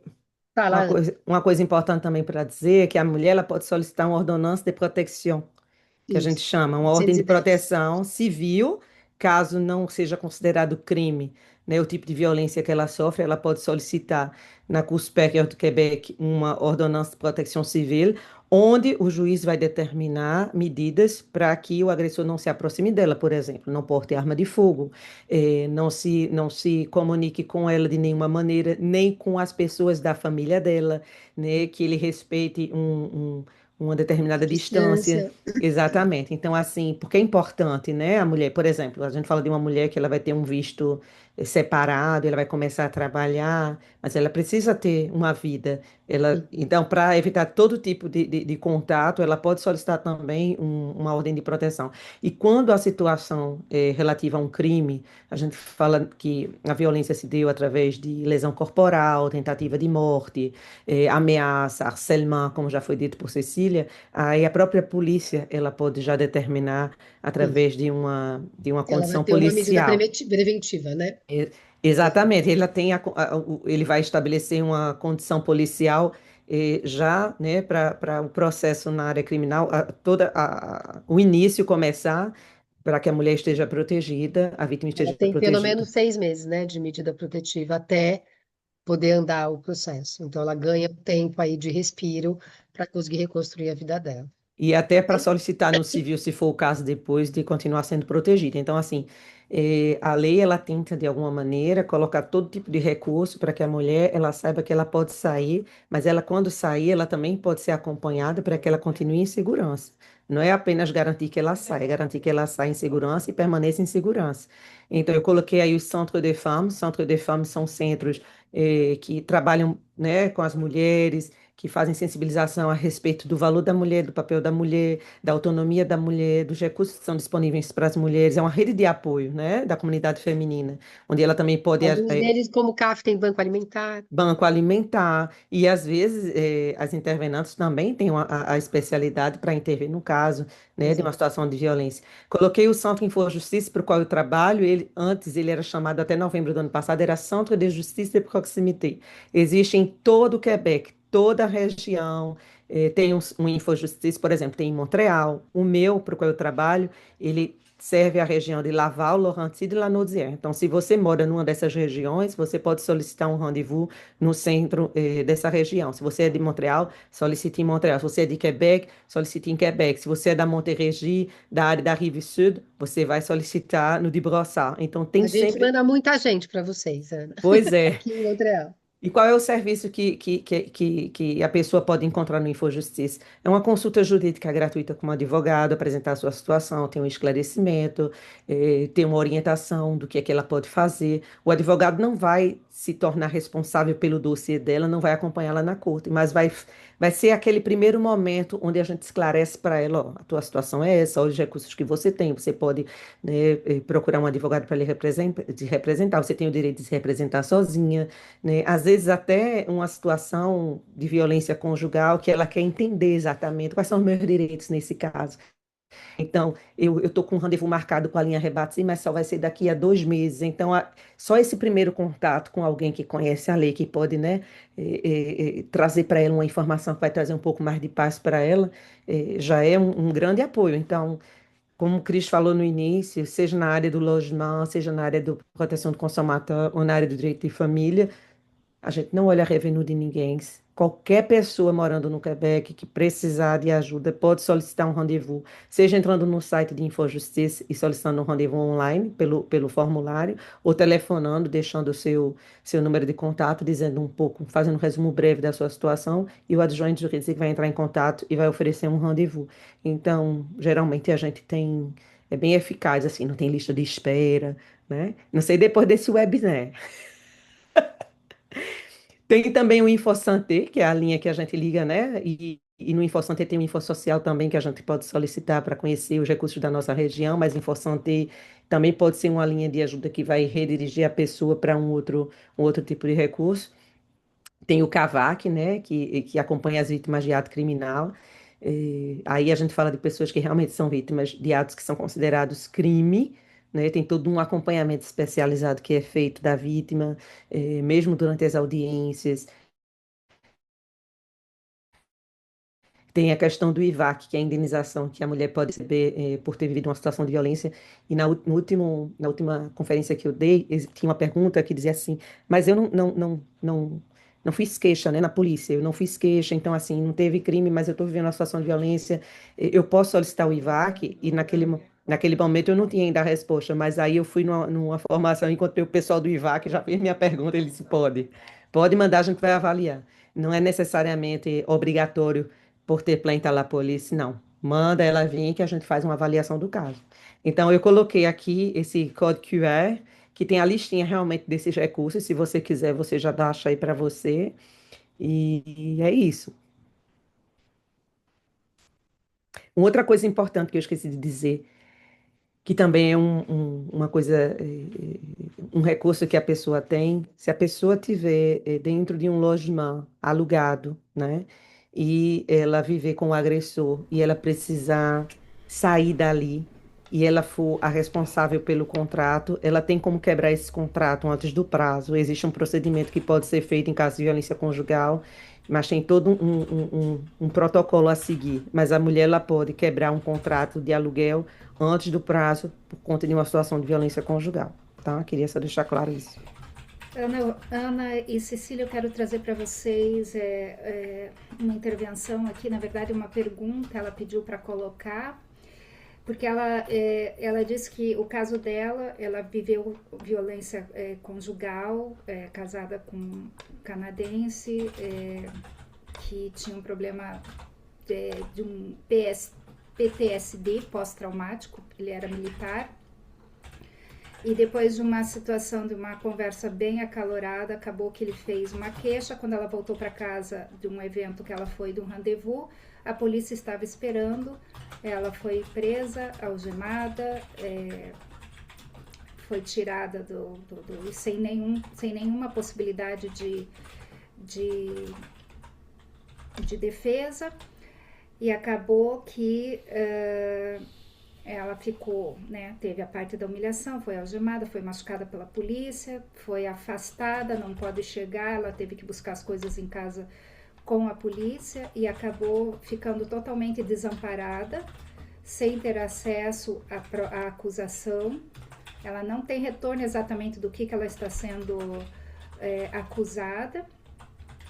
E depois disso, ela ainda vai ter que esperar até abril. Enfim, na verdade, a questão é que ela não sabe exatamente a que ela pode recorrer. Ela acabou sendo obrigada a retornar ao Brasil, porque ela ficou um dia inteiro fora de casa, não tinha onde ficar e tudo mais.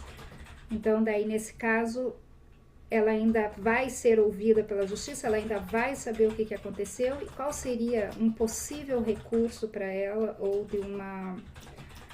qual seria o melhor caminho aqui dentro do Quebec para que ela possa, de repente, conseguir ajuda, porque ela não sabe nem sequer qual é a acusação que tem, né?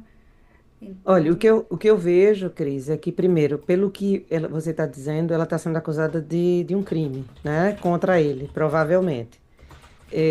Se ela está respondendo alguma acusação, o ideal era consultar um advogado na área criminal. Primeiro, ter as informações do Exato. dossiê, né, o número do dossiê, entrar em contato com um advogado daqui. Tem que ser um advogado daqui, não adianta consultar advogado do Brasil. O advogado do Brasil não tem competência para atuar no Quebec, tem que ser um advogado do Quebec, criminal, para que ela possa compreender qual é a situação dela, de que ela está sendo acusada. Porque às vezes tem casos onde a pessoa é acusada de violência, mas ela também abre uma plaint para fazer a denúncia como se ela tivesse sido vítima. Então é a justiça que vai decidir quem é vítima e quem é. Mas assim, até para ter essa orientação, entendeu? ela vai ter um rendezvous em abril, e ela gostaria de saber se você acha que nesse rendezvous que ela vai ter em abril, onde ela vai tomar conhecimento do que exatamente ela está sendo acusada, se ela poderia ir sozinha, se seria tranquilo ir sozinha, ou seria melhor ir Olha, com um o que eu advogado? oriento, assim, o que eu oriento e eu digo, como ela não tem conhecimento da situação, o ideal é consultar um advogado. Constar um advogado para saber exatamente o que é que vai acontecer, inclusive para esse primeiro momento. Porque ela pode estar achando que vai ser uma coisa e pode já ser um início de um Sim. procedimento onde ela deveria estar assistida por um advogado. Então é importante consultar um advogado aqui, né? E hoje tem advogado que faz consulta à distância, né? Não é hoje, não é um obstáculo para isso, mas o ideal é que ela consultasse um Ana, advogado. entre esses advogados, entre essas possibilidades de serviço gratuito que você colocou aqui, ela poderia ter acesso a um desses serviços, mesmo Olha, estando no Brasil?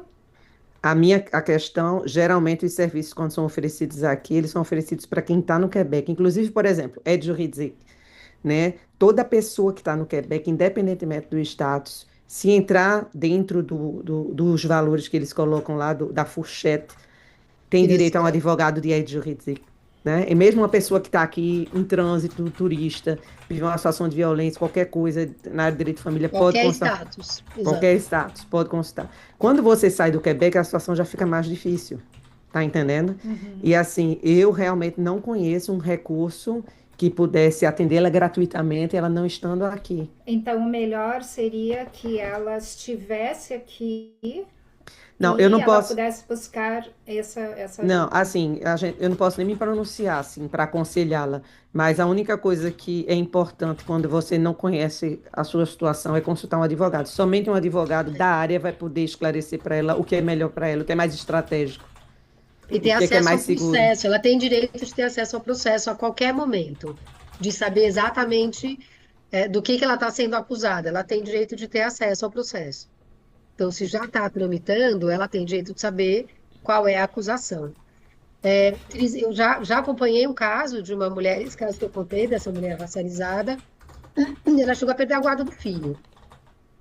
Ela não estava numa situação de parrenagem, ela é canadense, ele também, mas, de novo, foi uma acusação falsa, até ela conseguir, como a gente diz, né, em bom português, que provar que focinho de porco não é tomada, ela perdeu a guarda do filho, teve toda né, uma situação que ela precisou viver bastante, de bastante opressão, inclusive, para então conseguir provar que não tinha, que ela era inocente, e depois que isso terminou, aí ela entrou com o processo de violência conjugal. Porque no caso dessa pessoa específica, se ela entrasse com essa acusação no meio do caminho, ia entrar uma coisa de que você está acusando para, né, para dizer que não é isso e isso ia ser pior. Então, não dá muito para saber, teria que, né, Sim. evidentemente, com um profissional da área, podendo acompanhar ela de perto. Bom, o importante é que já tem um É, norte. Eu vou deixar aqui para vocês, para quem está assistindo, vocês podem fazer um print aí do QR Code do Infojustiça que a Ana Paula falou aqui para nós. Eu vou só continuar. Nós estamos quase no fim do nosso webinar, mas eu vou fazer mais uma perguntinha aqui que me veio aqui, Ana. Dentro da tua experiência profissional, claro, guardando as devidas características e respeitando a confidencialidade que a tua profissão exige, o que você percebe que mais impede as pessoas de pedir ajuda?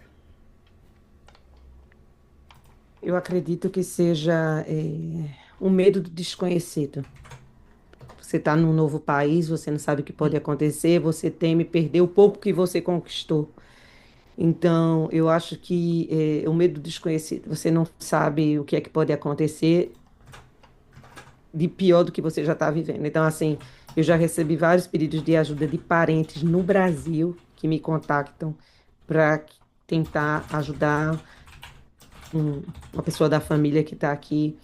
Já aconteceu o caso de pessoas que estavam vivendo uma situação de violência completamente isolada e eu perguntei, tem alguém da sua família sabendo disso? Não, eu não quero preocupar a minha família.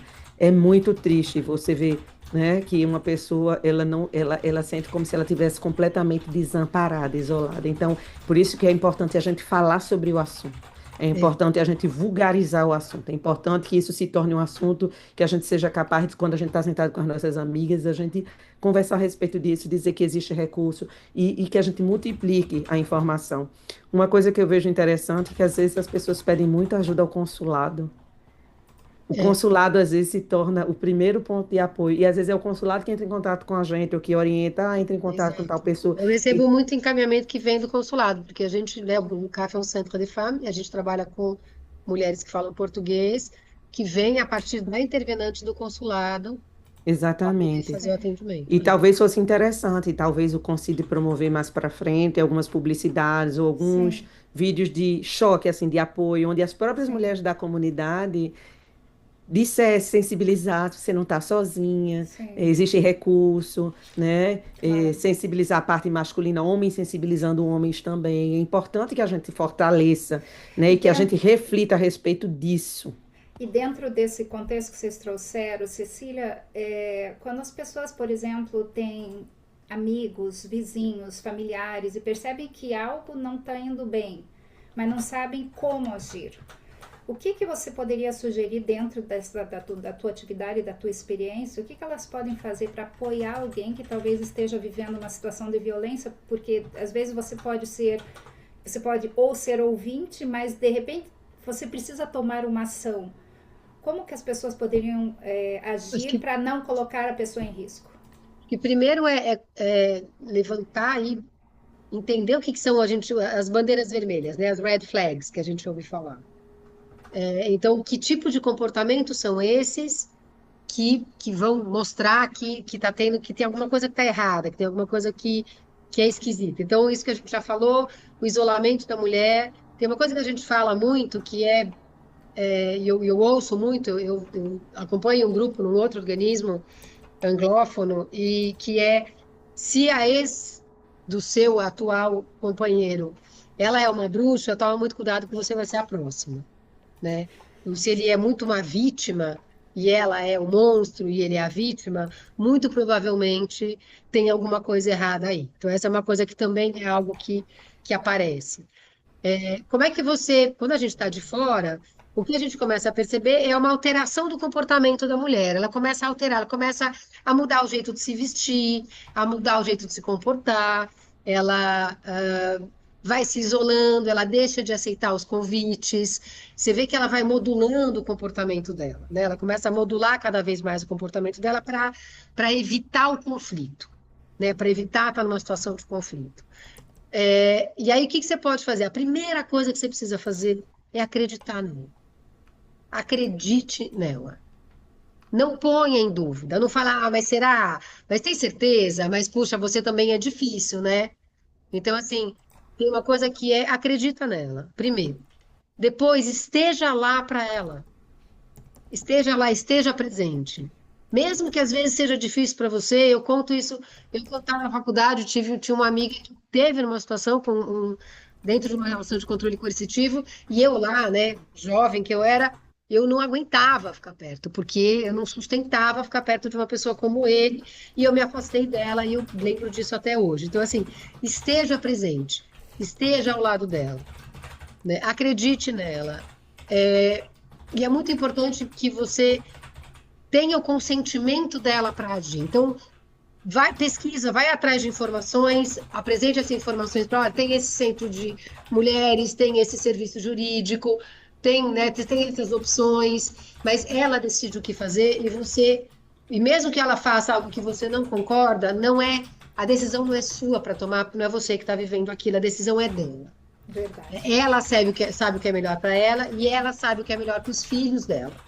Então é muito importante que você permaneça ao lado dela e que tenha o consentimento dela para fazer, para agir.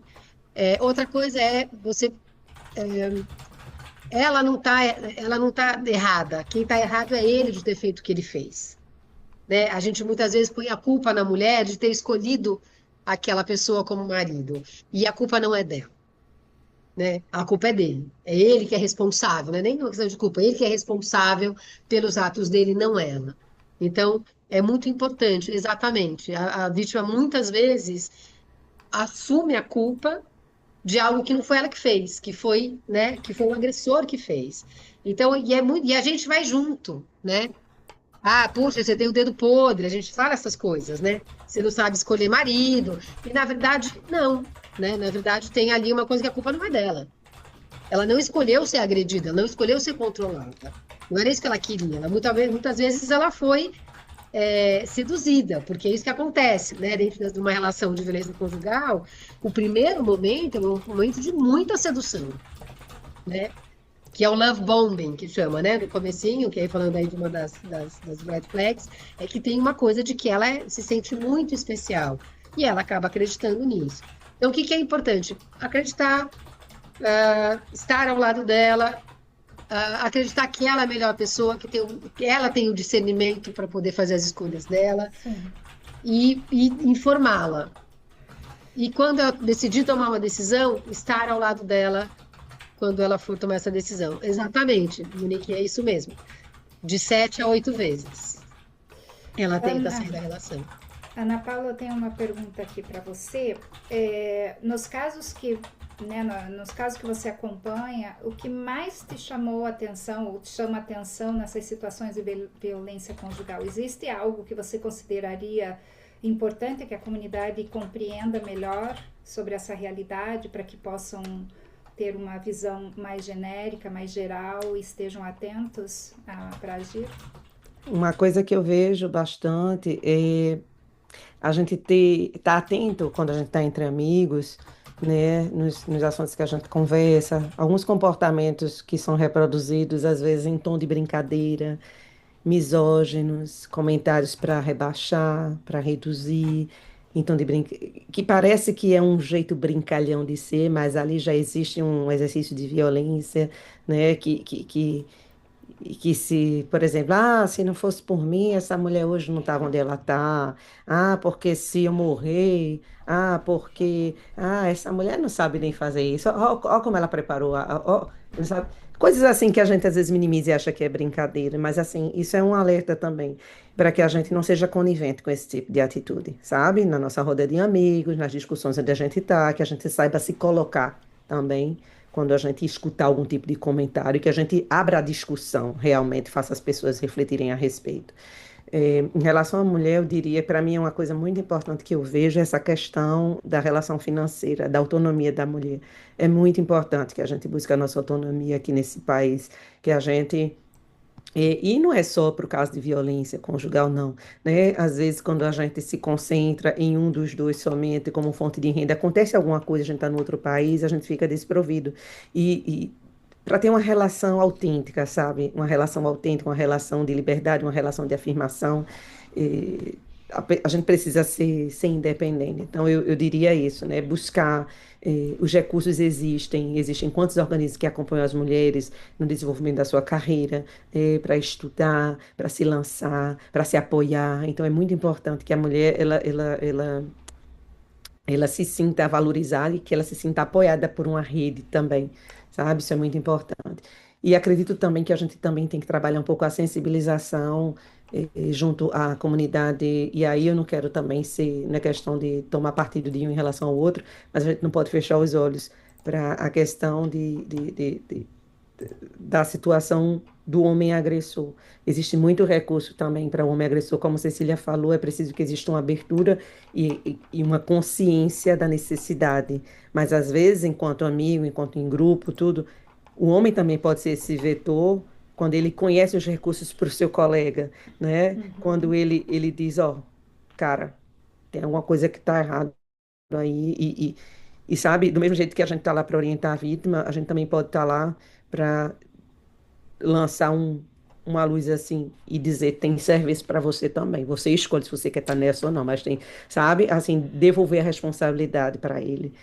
Exato. Então, e eu acredito assim, é fundamental enquanto comunidade no outro país que a gente seja uma rede de apoio forte, que a gente seja informado e que a gente seja sensível a essa causa. Pegando esse gancho, Ana, eu queria, né, estamos chegando no final do nosso webinar, eu queria dizer que exatamente nesse sentido de viver em comunidade que o Concílio está tentando trazer pistas de saídas, pistas de uma forma de partilharmos a nossa vida, os nossos problemas, as nossas questões enquanto comunidade aqui no Canadá. Eu quero dizer para todo mundo que está participando aqui conosco, agradecer por vocês estarem aqui. Quem sabe tá tão legal a nossa conversa, não sei para quem está assistindo, mas eu estou adorando. Quem sabe num próximo evento a gente possa fazer mesas de discussões, onde a gente possa dividir em salas, onde a gente possa compartilhar. Acho que foi uma partilha muito, muito, muito rica. A gente teve nossas perguntas aqui, pudemos compartilhar as reflexões. Quero agradecer, estamos quase chegando ao fim, quero agradecer a Cecília e a Ana pela generosidade de compartilhar conosco a expertise de vocês.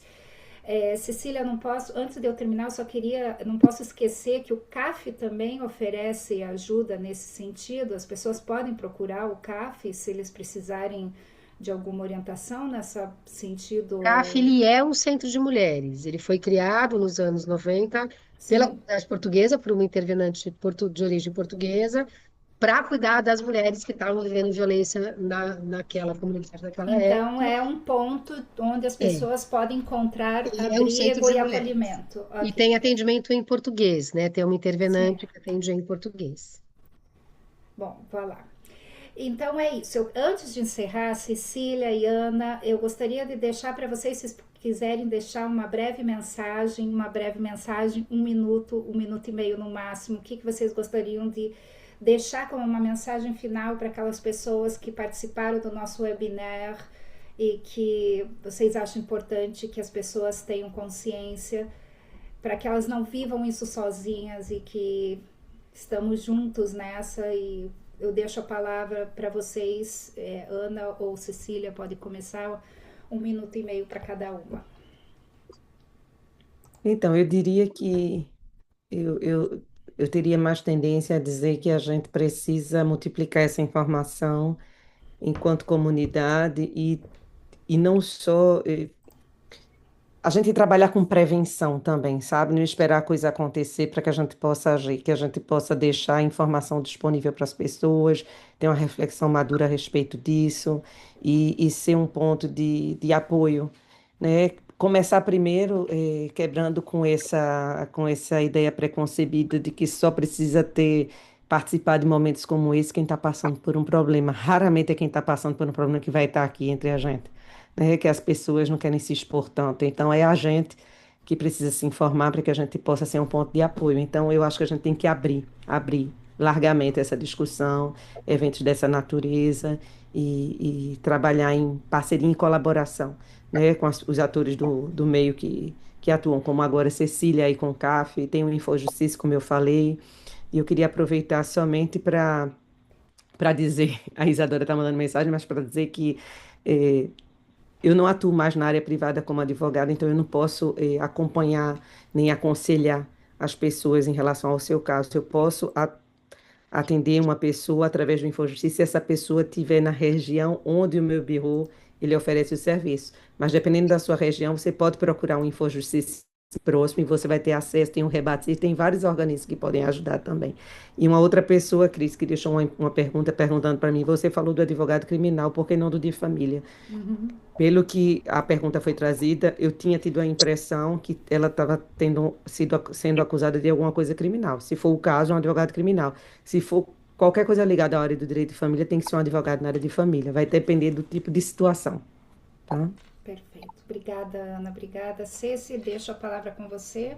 Eu acho que, acho que por mensagem, acho que isso que vocês falaram muito da gente poder trabalhar em comunidade, e eu acho que eu vou reforçar de que mulheres apoiem mulheres e mulheres acreditem em mulheres. A gente está num mundo em que mulheres são colocadas umas contra as outras de maneira muito constante, e é muito comum, né, que mulheres fiquem em lados opostos das discussões. Então, que as mulheres, que os homens também possam acreditar nas mulheres, que as mulheres possam acreditar e possam se apoiar. Quantas pessoas eu não conheço que vivem isso, que não são apoiadas, e aí os maiores algozes delas muitas vezes são outras mulheres, justamente da própria comunidade, e elas têm vergonha de mulheres. Sororidade salva, é isso? Monique, exatamente. Eu acho que a gente precisa de mais sororidade, a gente precisa de mais mulheres acreditando e apoiando em mulheres e não fazendo o contrário. A gente já tem um sistema que já faz isso sozinho, não precisa que a gente, como mulher, ajude, né? O sistema que a gente faz já oprime a mulher o suficiente, sem que a gente precise ainda mais fazer. Então é muito importante que a gente possa parar e olhar e falar: será? Será que é isso mesmo? O que será que está por trás do gesto dessa mulher? Será que não tem alguma coisa ali acontecendo? E que você possa escutar, estender a mão, né? E entender que ela vem de algum lugar e muitas vezes de um lugar de dor e sofrimento e que dá para a gente se aproximar. Exatamente. Cecília, essa tua fala falou no meu coração. Obrigada, porque assim, mulheres apoiam mulheres. Eu acho que é muito forte isso, principalmente nesse mês que a gente está celebrando, o mês das mulheres, onde a gente vê tanta misoginia, tanto feminicídio, como a gente precisa se unir e se proteger.